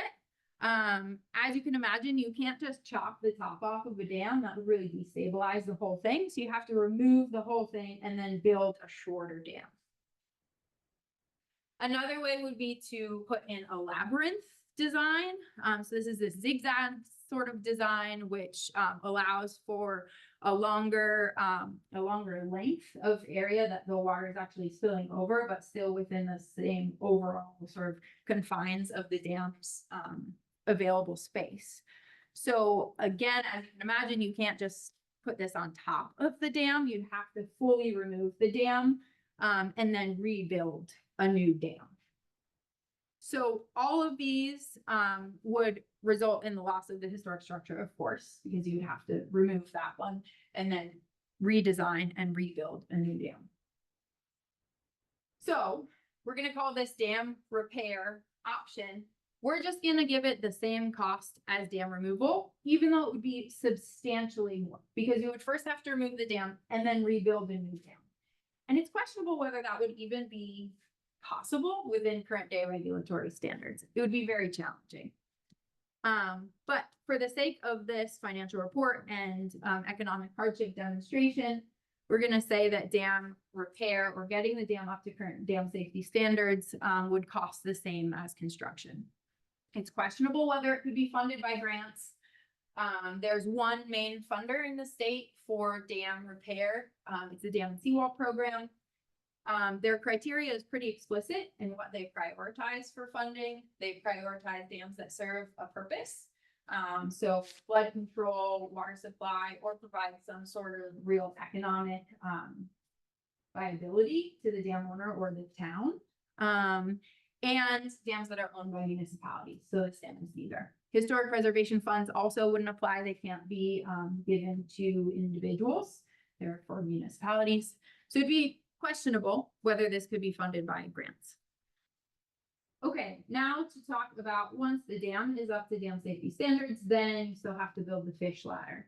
So this is one opinion of probable cost for a fish ladder for the Forge Pond Dam in Westport, Massachusetts. It's a somewhat similar situation to this one. The dam is just upstream of a bridge, and it has one of the same site constraints and height constraints that a Danielle fish ladder would be the required design. A Danielle fish ladder is usually one of the most expensive fish ladders to build, and that's what would be required at this site due to the site constraints. So if we look again just at construction costs, which I've highlighted here in yellow, we can reasonably say that some of these costs wouldn't apply. They would be duplicated if we counted them twice because you're already going to pay for all of these things when you're fixing the dam. So we'll eliminate those and consider this cost comparison 1.2 million, and this is just for a fish ladder. This is another opinion of probable cost for another fish ladder. This is for the Horn Pond. I think that was brought up earlier. This one's in Woburn. This one's significantly more expensive, 2.3 million, but there are some things that wouldn't apply and aren't comparable to this site. So we can take those things out, and when we make this somewhat more comparable to this site, it's around 1.9 million, again, just for the fish ladder. So in addition to rebuilding the dam, then we'd have to pay to put on the fish ladder. That also is questionable if it's fundable by grants, particularly because the dam doesn't serve a purpose. It would be hard to make a compelling case for why the dam needs to be kept based on the funding agencies that provide funding for these types of things. There is not a historic preservation fund with enough money that I'm aware of, but I'm happy to be corrected if I'm wrong, that pays for fish ladders. Now let's talk a little bit about the ongoing maintenance costs that would be required. Bob, as you heard earlier, has spent a significant amount of money in owning this dam since 1997. This doesn't count all the headaches and all of his personal time. Around $67,000 that he's put into various aspects of just related to owning the dam. This doesn't account for any of the work that we've done to advance dam removal. That's a separate cost I didn't include here. So how would that look going forward if the dam were to be fixed to meet offset dam safety standards and a fish ladder were to be put in place? Well, we'd still have the state filings, and we'd still have to do the phase one dam safety inspections every 5 years, which according to the Office of Dam Safety costs around $10,000 each. He would also still have to meet all of these requirements. Some of the structural ones, like low level outlet, would be fixed when the dam was rebuilt. But you still need routine oversight, operation and maintenance plan, and you'd have to hire someone to do those things, a qualified person, an engineer likely. It's unknown exactly what that would cost. And then there's the liability aspect, which is really not quantifiable, but is real and persistent. So as was mentioned earlier, the dam is classified as a significant hazard potential structure by the Office of Dam Safety. Jay brought up the last phase 1 inspection, which said specifically that it may not be likely that the failure of the dam would cause loss of life. What Jay didn't show is the next paragraph in that report, which said that they stated that because they were reclassifying the dam from high hazard to significant hazard. So those engineers agreed that the dam does meet the definition of significant hazard. And again, this is set by the Office of Dam Safety. It is not subjective, and we unfortunately don't get to weigh in on it. The definition of a high hazard dam is that the failure of the dam may cause loss of life and damage to homes, industrial, commercial facilities, secondary high roads, railroads, or cause interruption of services. The difference here is that if it were a high hazard dam, it would not say may cause loss of life, it would say likely to cause loss of life. So that was the clarification in that inspection report that they were stating. According to chapter 253, which is the Office of Dam Safety Regulations chapter in the Massachusetts General Laws, the owner shall be responsible for liability or damage to property of others, injury, including loss of life, resulting from the operation, failure, or misoperation of the dam. So again, it's not subjective. The dam owner has a true and real liability. And the hazard class of the dam is not set based on the dam's condition. You can have a good condition dam that's still a significant or high hazard. That's because dam failure is not entirely related only to the condition of the dam. We can get a really big storm that causes the dam to overtop and can lead to dam failure, even if the dam is in good condition. That's why they're separate, and that's why the liability still stands. Okay, so a couple more things. So once the dam is in place, it's been rebuilt, you've hired engineers to provide oversight. Now you have to hire a fish passage technician to maintain the fish ladder during the months of the year that fish are utilizing. So this can sometimes be daily operations and changes, removing debris, changing the baffles so that the flows are correct so that the fish can come up or downstream. Additionally, on top of that, the design life for a fish ladder is only 50 years. So this is just a Band-Aid, just a temporary fix for something that's going to have to be redone 50 years from now. So I took the cost of that 1.2 million, the lower estimate, and then I annualized it and then prorated it for 5 years to make it fit in this table, which is the estimated future cost for every 5 years. You'll see we don't have all the costs filled in. I recognize that, but I think the case is still pretty clear for the cost that we have. It would only go up from here.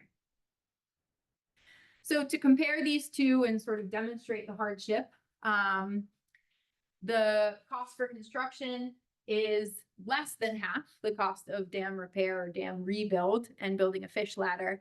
It can be funded by grants where the other likely maybe cannot. Has no long-term ongoing costs, while at least 100,000, if not more, every 5 years would be the cost to the dam owner for ongoing maintenance costs, which almost definitely couldn't be funded by grants. I don't know of a grant working at the state administering grants and applying to a lot of grants of one that would cover maintenance and operation costs. Most don't. The liability would be remaining forever. The dam has provided zero revenue. And as demonstrated earlier, the value of the property, if not zero, is negative $200,000. So the return on the investment is negative amount of funds. There is no return on investment here for keeping the dam, which is the criteria and part of the information required for demonstrating hardship. So to come back to the regulations or the review standards and revisit what we've covered to make sure I've covered everything. The financial report detailing the cost of rehabilitation, we covered that the existing dam is incapable of producing a reasonable economic return on investment. We covered a budget for demolition and demonstrating that we have financing. The timetable we're aiming for, this type of project needs to be carried out during low flow periods, so we're aiming for next summer, 2026.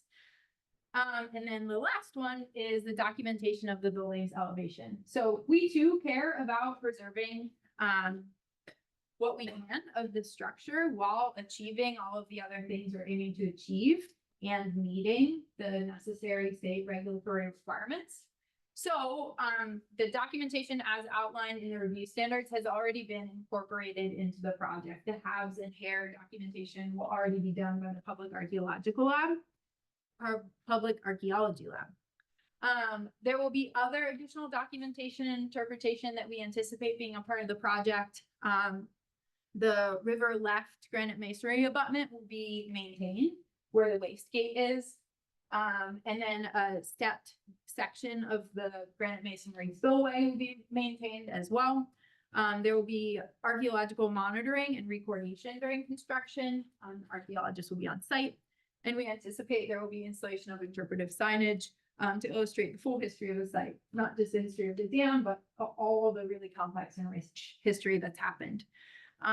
As been mentioned before, there is also this Section 106 process ongoing. It's a federal process, which results in a memorandum of agreement between the federal government, the Massachusetts Historic Commission, and the dam owner. And that will outline other mitigation things to be included. The Historic District Commission, as well as others in this room, the MCC, the MCA, have all been interested parties involved in that process. We're not going to talk about that process today because it's separate from this one, but I just wanted to note that it is happening. Okay, we're almost there. So why do we feel it's justified to issue a certificate of hardship? In summary, so the review standards say that the Historic District Commission can issue these hardships where strict compliance with these standards would create some kind of economic hardship. So there aren't any review standards that we could find that apply to this dam. So it's not clear exactly what strict compliance with the standards mean, but we're assuming that that means not removing the dam, keeping the dam.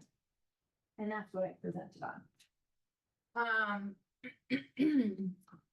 Failure to approve an application will result in substantial hardship, whether financial or otherwise, to the applicant. This is another specific piece of the regulations here.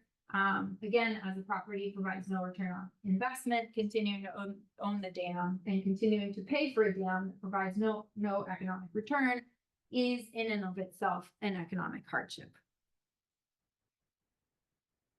Dam removal is the only reasonable and financially viable to bring the dam in compliance with other state regulatory agencies that are necessary.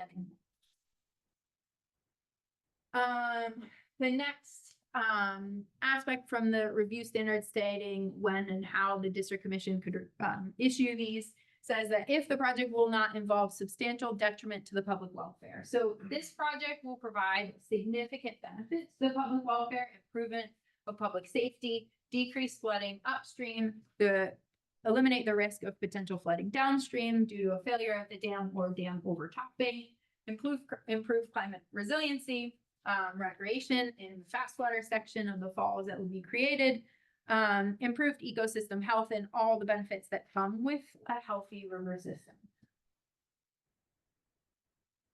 And the next section mentions that if the project will not create substantial derogation from the intent and purpose of the historic district's bylaw.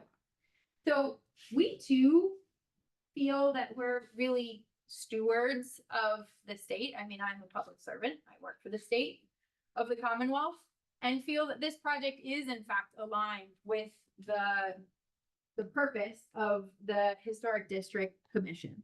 So that purpose is stated to promote the educational, cultural, economic, and general welfare of the public through the preservation and protection of the distinctive characteristics of the buildings and places significant in the history of the Commonwealth.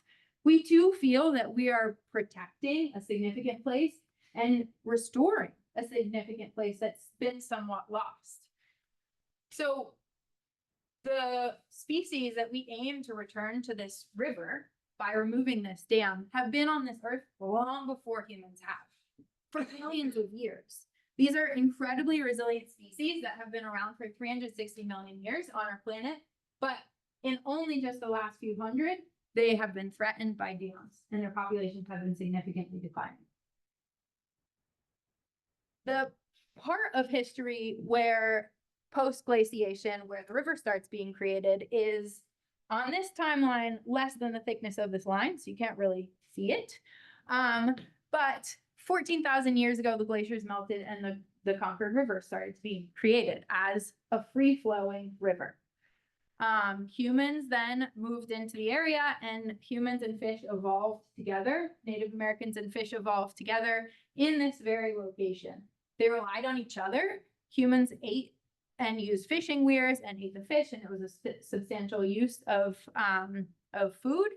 And there's lots of information and archaeological findings to document that this is a significant historic place for Native Americans. It was only just over 300 years ago that the first dam was built, which is just a tiny sliver of time relative to how long the river's been here, and even relative to how long people have been here, or how long people have been fishing here. And the current dam is only 197 years old. So we feel that we are restoring a part of the history, and this project is aligned with the goal of preserving places that are significant to the Commonwealth, like the Concord River. Thank you. Appreciate your time. You guys have anything else? I have nothing at this time.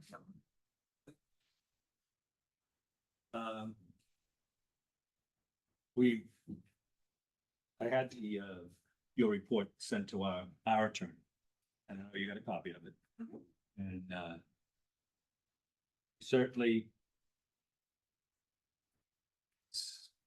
contradicts your attorney's opinion of the authority we have over this.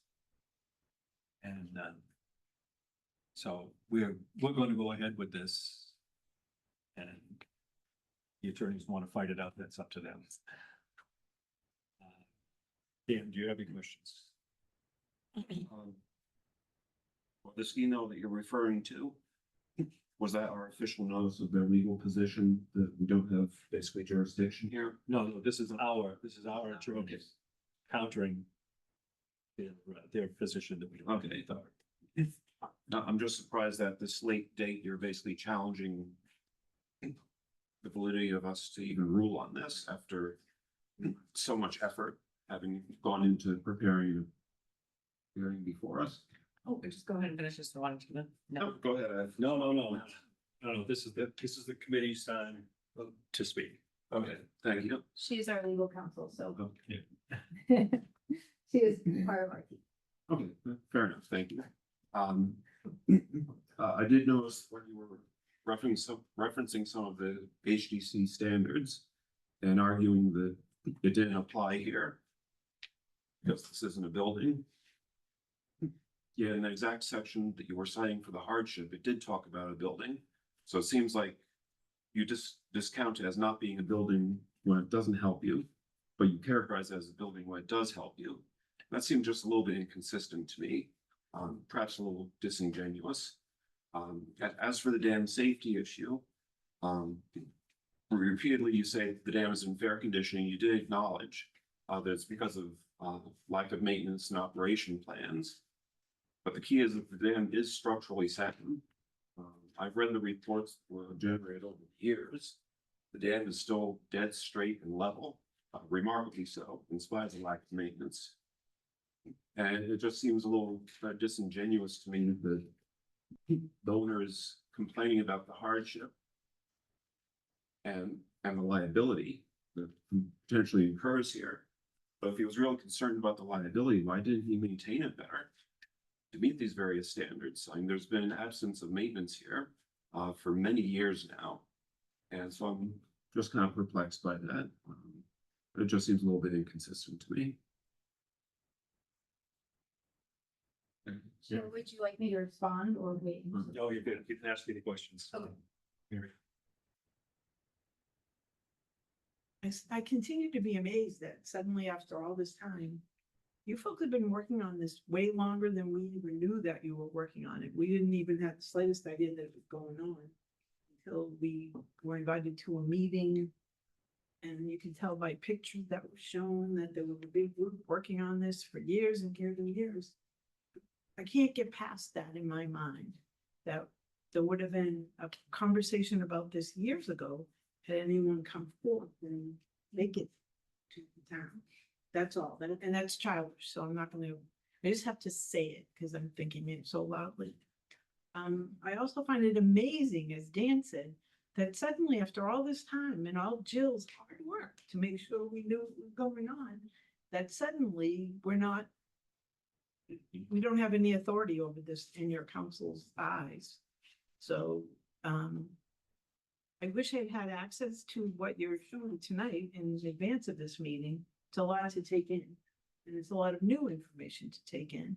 So that, to me, is kind of a problem, and that's about all I have to say. Thank you. Thank you for coming out, though, again. We appreciate it. No, there's no way to help this time.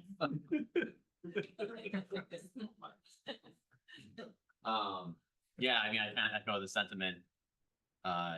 This gentleman that has owned the dam for almost 30 years, and it's all the expenses and things you said should have been done on a yearly and 5-year, 10-year basis, whatever. None of it was done, or very, very little was done. And the fact that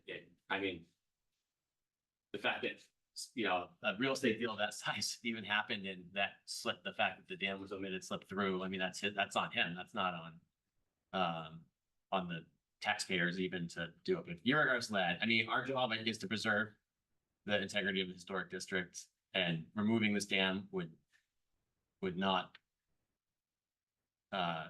we wouldn't be doing our jobs if we didn't preserve the historical dam. I mean, it's one of the most significant structures in our town, if not the most, and even in the state and even nationally, as far as the Middlesex Canal goes, and it was a key component of that. So, I mean, that's all I have to say, I guess. I kind of cover the sentiments everyone else has said so far. Bridget? One of the things that comes to mind is you talk about hardship, and to me, the real hardship on this right now is the Middlesex Canal Association, who is building the museum that juts out on the little land into the Summit Pond. That was chosen, that building was accepted. It was in terrible condition. And it was accepted because the water canal is on one side of it, the Summit Pond is on the other side of it, and you can see the dam from it.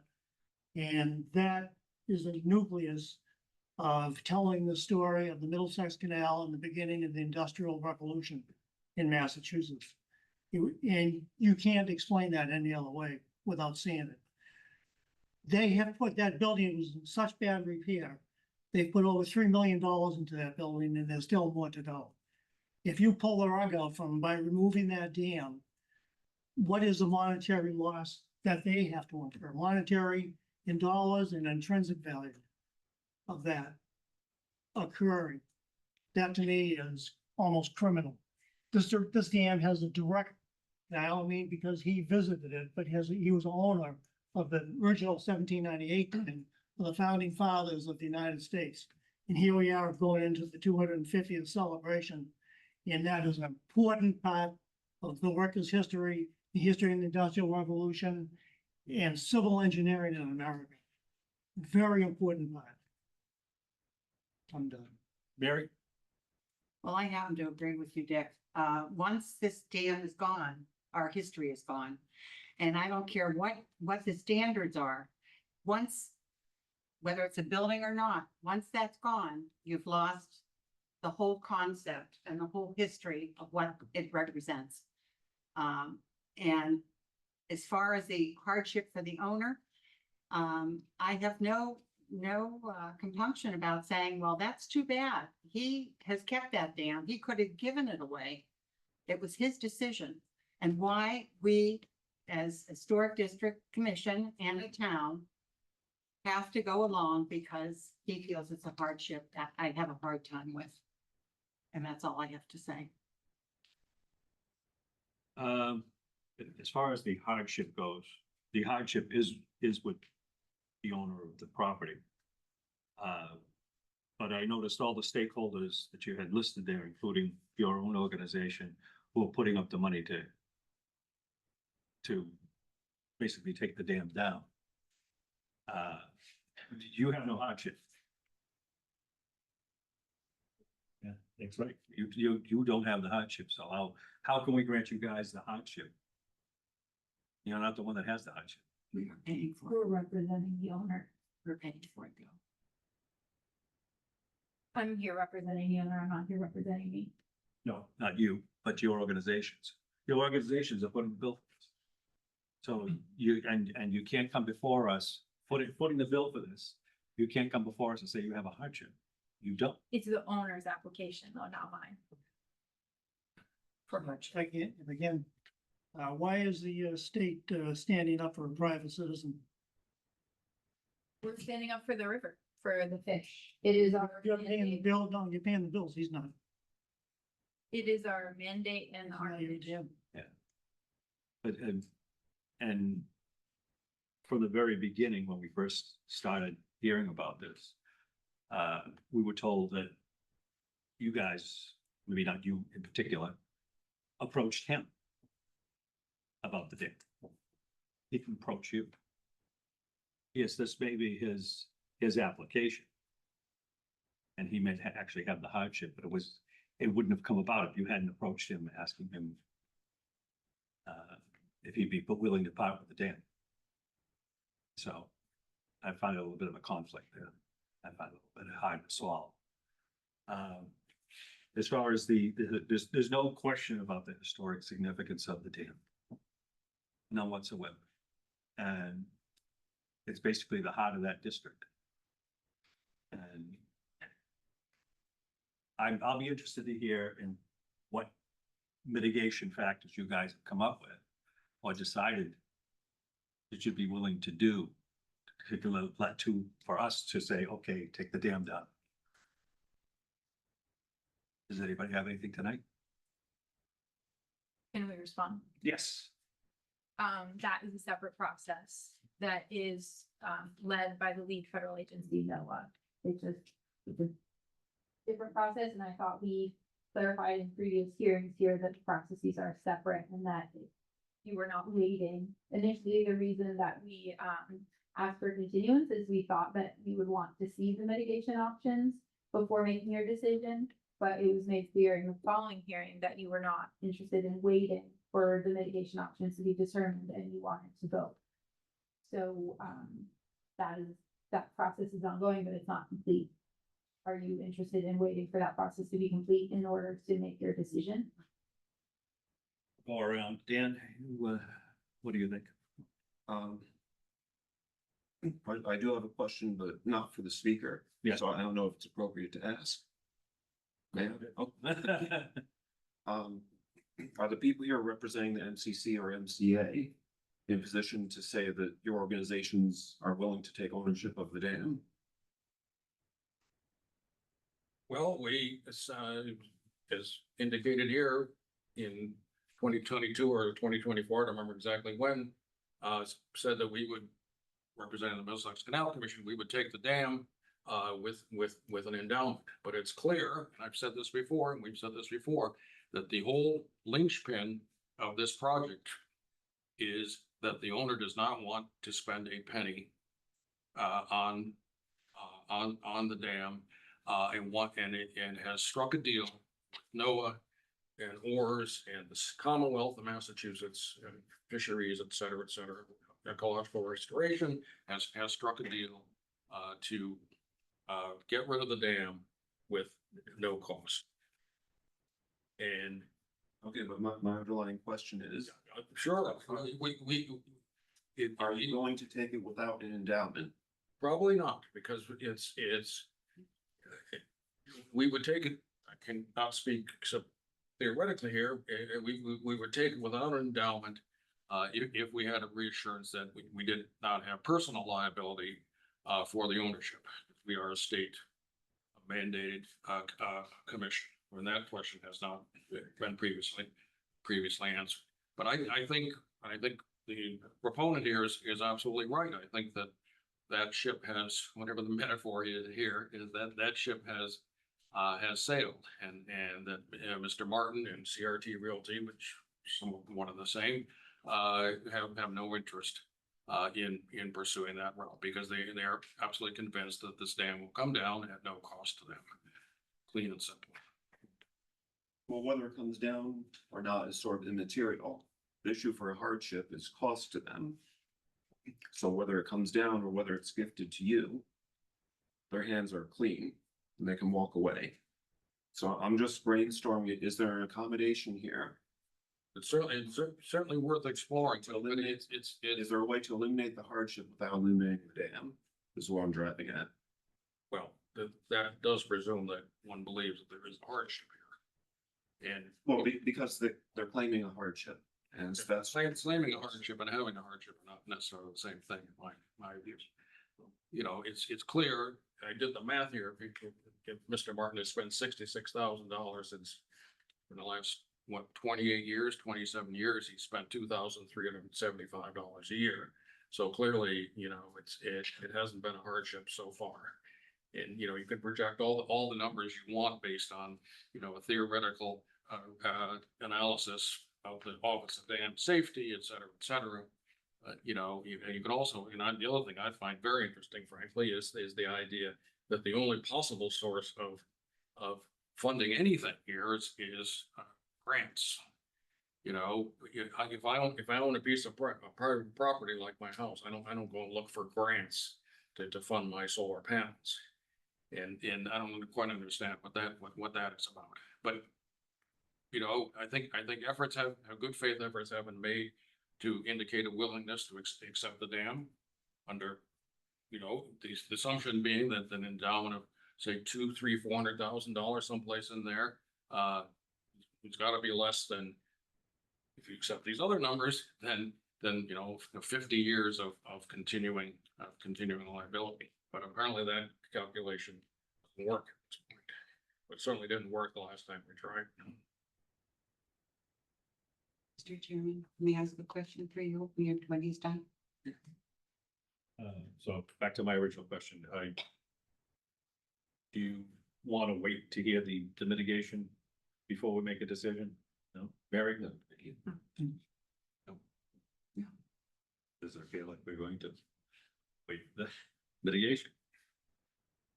Okay, Mary? I just have a question. The owner of the property said that he just purchased $5,000 for 3 months on 2 acres of land. And then somewhere else we heard $400,000. Why could that money not be given with the dam to the Middlesex Canal as an endowment for the dam? Good money. Would you accept that? Money is money. Would you like us to answer Well- that, Mary, or? That's fine. Okay. You have a, The owner simply, he wants to pursue the dam removal at this point, and he is the owner of the dam, so that is. Even if it is given to the Middlesex Canal, he doesn't want to pursue that at all? I don't know if he's still on the call and he could weigh in, but it's my understanding that he is in support of. That's why I said I think the ship is safe. And that money is already. That land has already been purchased, so that money's not available. Mr. Martin, do you want to answer that? Can you hear me okay? Yeah.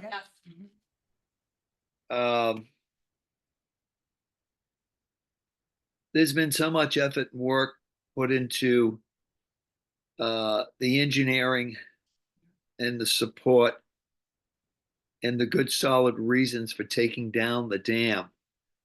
But I feel as though I have an obligation to work with our team towards that end result. I question the integrity of the MCC and their ability to take the dam over without significant strings associated with it. I just heard that we would consider taking it if there was no personal liability. What value does anyone put on the personal liability that my family has lived with since 1997.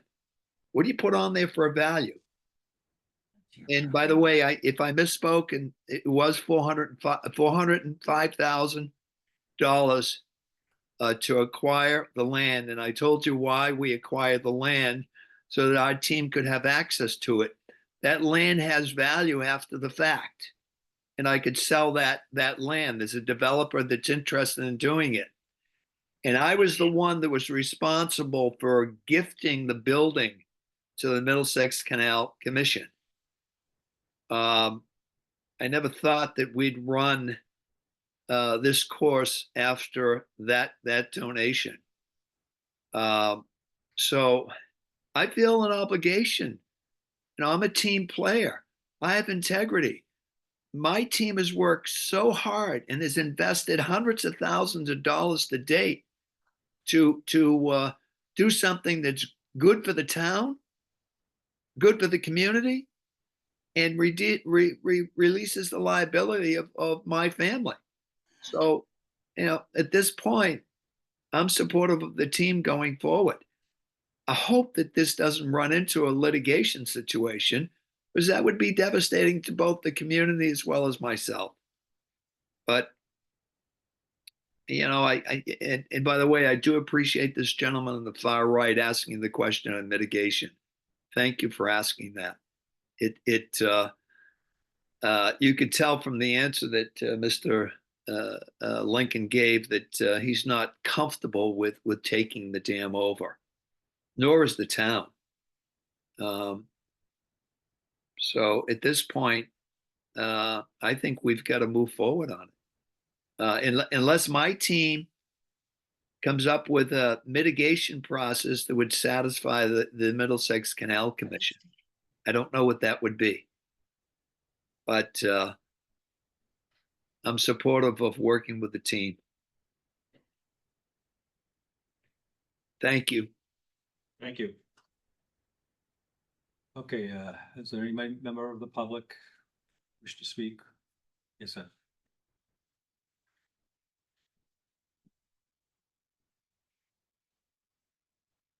My name is Edgar Jennings. I live at 29 Talbot Avenue, a short distance from the dam that the owner wishes to remove.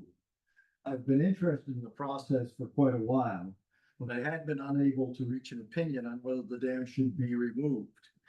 I see the choice of dam removal versus keeping it not as a choice between right and wrong, but a choice between two outcomes, both of which have significant merit.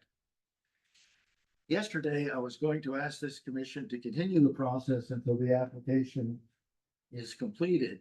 I don't think that the Section 106 mitigations can be logically separated, even if they're legally separated, because without knowing what mitigations is, how can you tell whether it's a good process or not?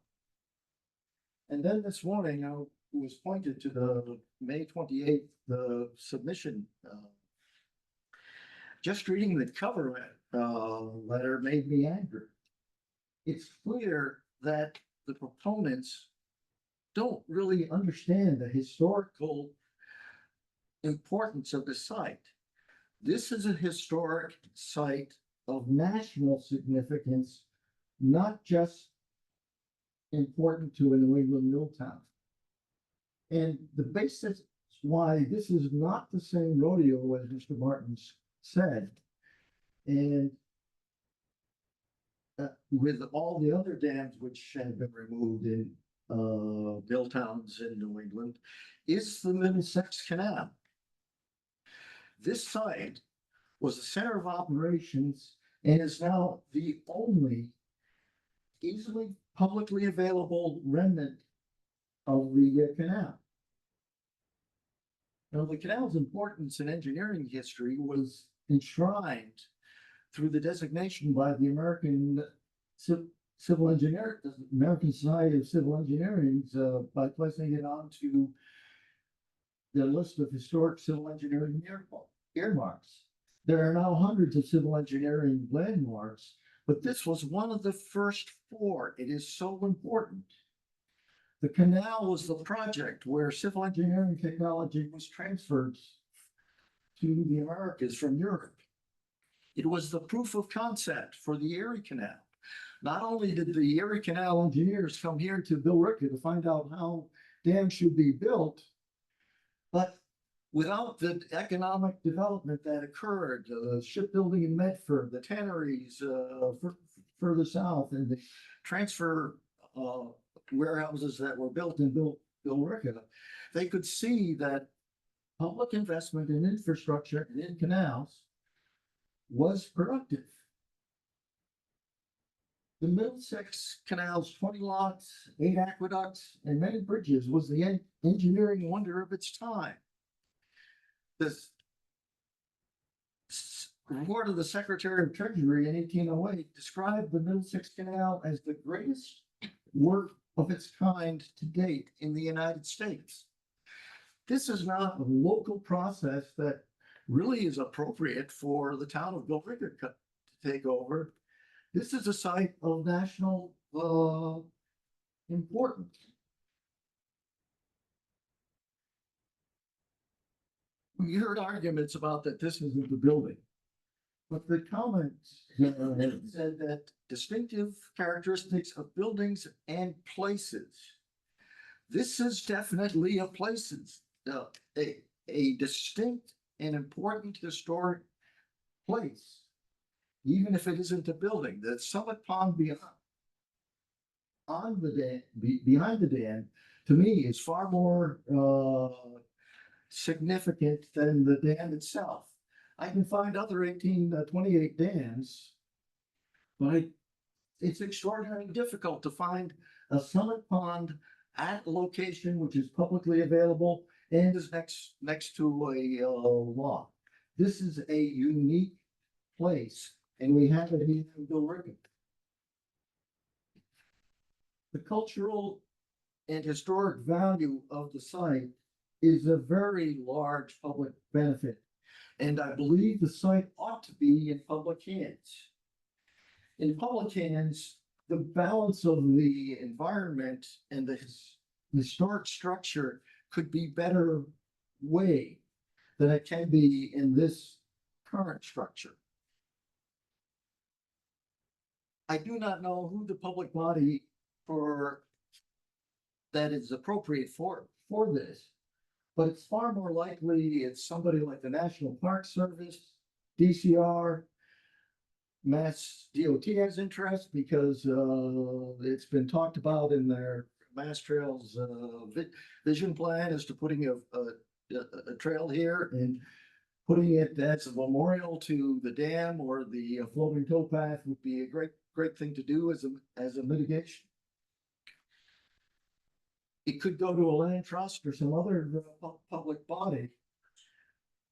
But I urge the proponents to bring together the really important national and state public agencies who might be interested in this site to develop and fund a plan which is worthy of this unique historic treasure. The current plan to remove the dam with minimal mitigation, even though it brings environmental benefits of significance, is really not the plan that we should pursue with. Thank you. Anybody else? None? Yes. Jay Green, Middlesex Canal Association President. Mr. Valentine, the association is terrified of the liability of possessing this dam. So, as I understand the board of directors, and we already heard from,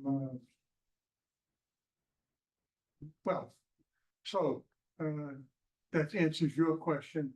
We're not interested in accepting the dam.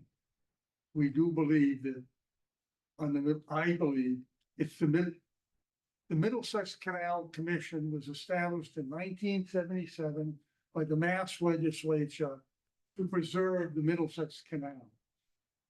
And they have the right to accept property for Middlesex Canal Heritage Park at the Billerica Falls. And we spent the Middlesex Canal Commission spent, I think $300,000 for plans on the Middlesex Canal dock at that property. So I believe they're the body they were established by the legislature to do that, to form the park there. Thank you very much. Oh, I'm sorry, one other thing. They listed the United States Fish and Wildlife Service as one of the contributors. My understanding is the Fish and Wildlife Service may not make an agreement until there's been a memorandum of understanding. And as far as I know, the only thing I know is the Fish and Wildlife Service had made a preliminary an agreement to give $800,000 to oars. Is that? I can answer that if you want to finish your point.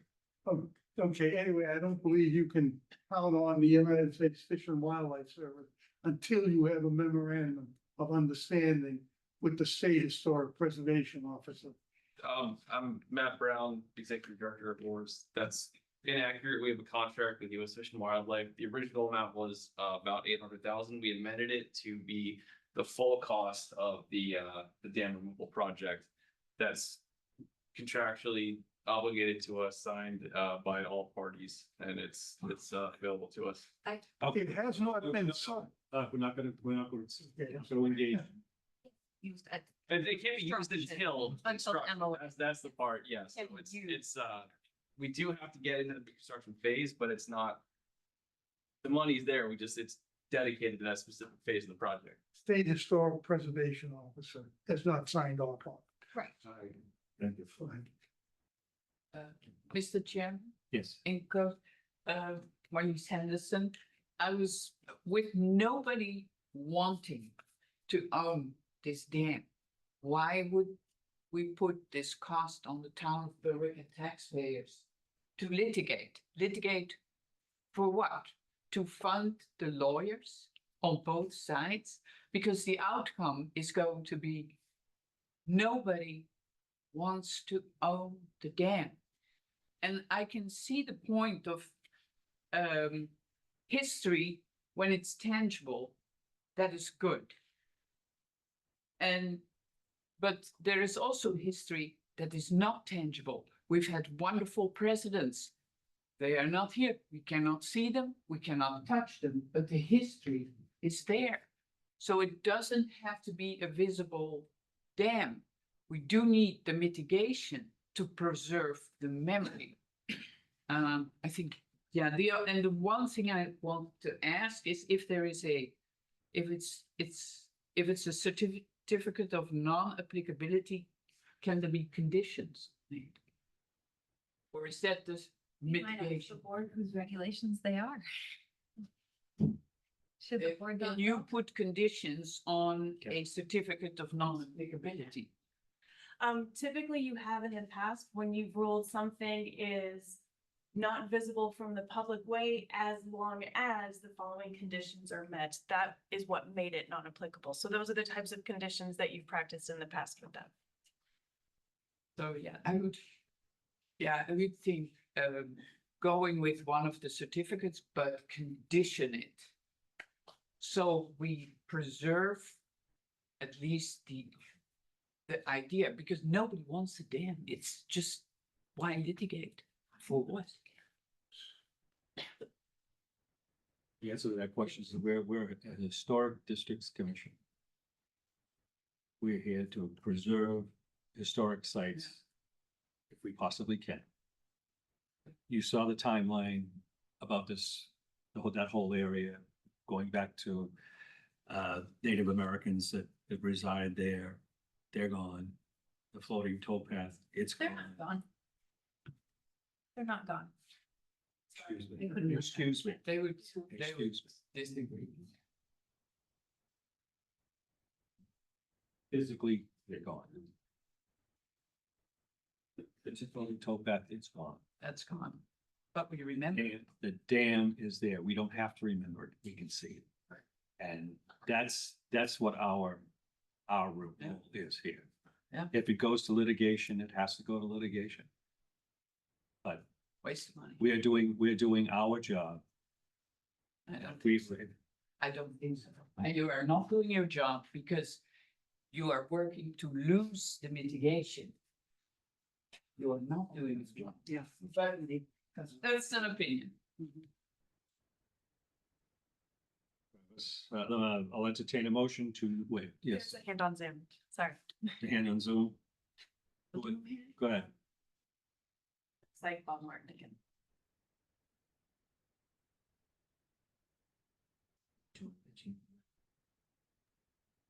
If we want to look back in history and we want to preserve the historical perspective, there was no dam there back in the 1800s, early 1800s and 1700s and 1600s.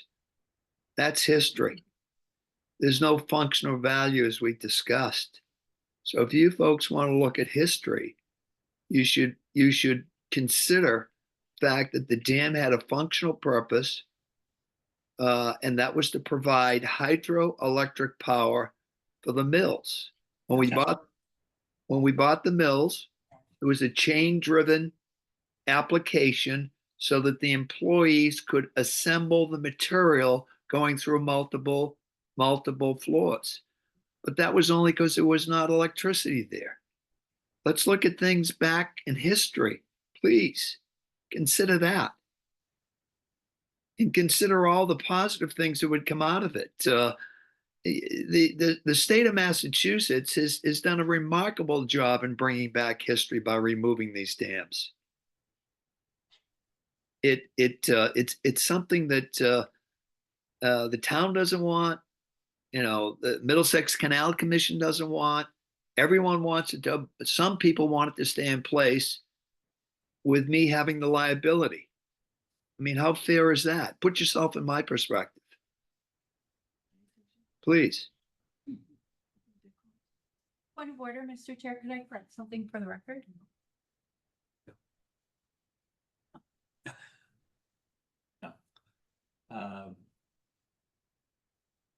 Is that reflected in the minutes that we were not able to correct the point of order? Because if it's not a requested date for future. Sorry? I request that it be documented in the minutes that we were not able to correct the point of order.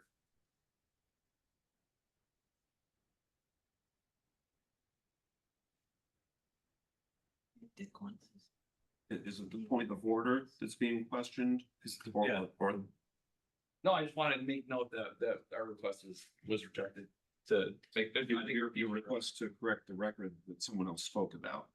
You're not questioning the point of order by the chairman? though. No, I'm not sure what the point of order correction was. I would just like it documented that we were not able to make a correction for the record.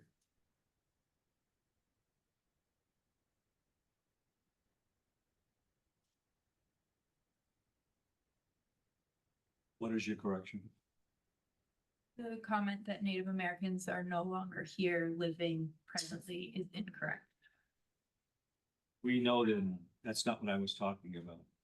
Living on the riverbanks the way they did when they were here and we were not. That's what I was talking about. I wasn't talking about Native Americans as a whole.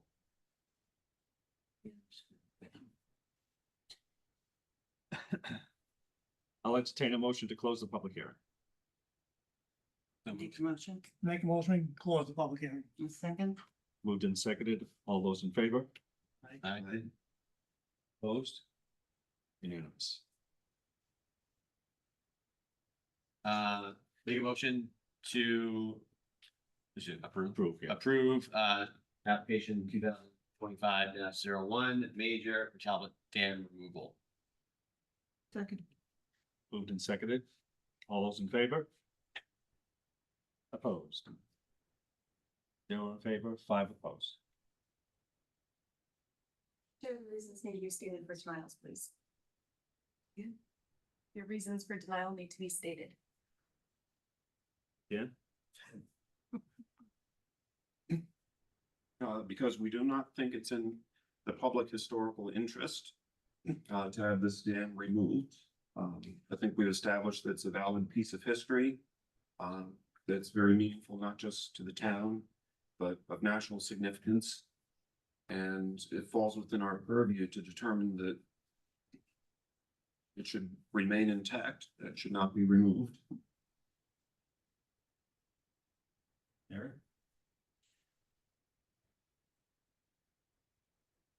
I think that summarizes it very well. Travis? I would, that our goal as Historic District Commission is to protect historic structures, and this dam and this associated historic district have local, regional and state, or regional and national significance, and should be protected. Preserved. Richard? I agree with what Travis and Dan said. I couldn't add any more to it, except that I would like to think that we'd have time to maybe explore generating a trust fund or some endowment to keep the dam as it is in perpetuity. Eric? I don't have much to add other than I believe it is our duty to maintain the historical buildings, sites in Billerica. And it would be against that purview of protection of voting for this dam to be taken down. And as I had stated earlier, we are a historic district commission. Our responsibility is to weigh the value of destroying or eliminating a historic artifact of any kind, or building or dam or whatever. And in my opinion, destroying the dam would not be in the best interest of the town.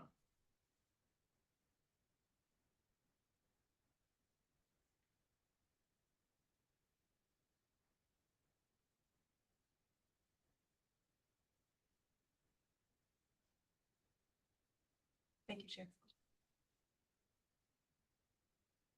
Moving on, miscellaneous correspondence, I don't have any. Approval of the April 25 minutes. Make a motion to approve the minutes from April 22nd. Second. Moved and seconded, all those in favor? Aye. Opposed? Unanimous? A motion to approve the minutes of May 7th, 2025. Second, all those in favor? Let's say motion to adjourn. Make a motion to adjourn. Second. It's a meeting. Second, all those in favor? Aye. Thank you.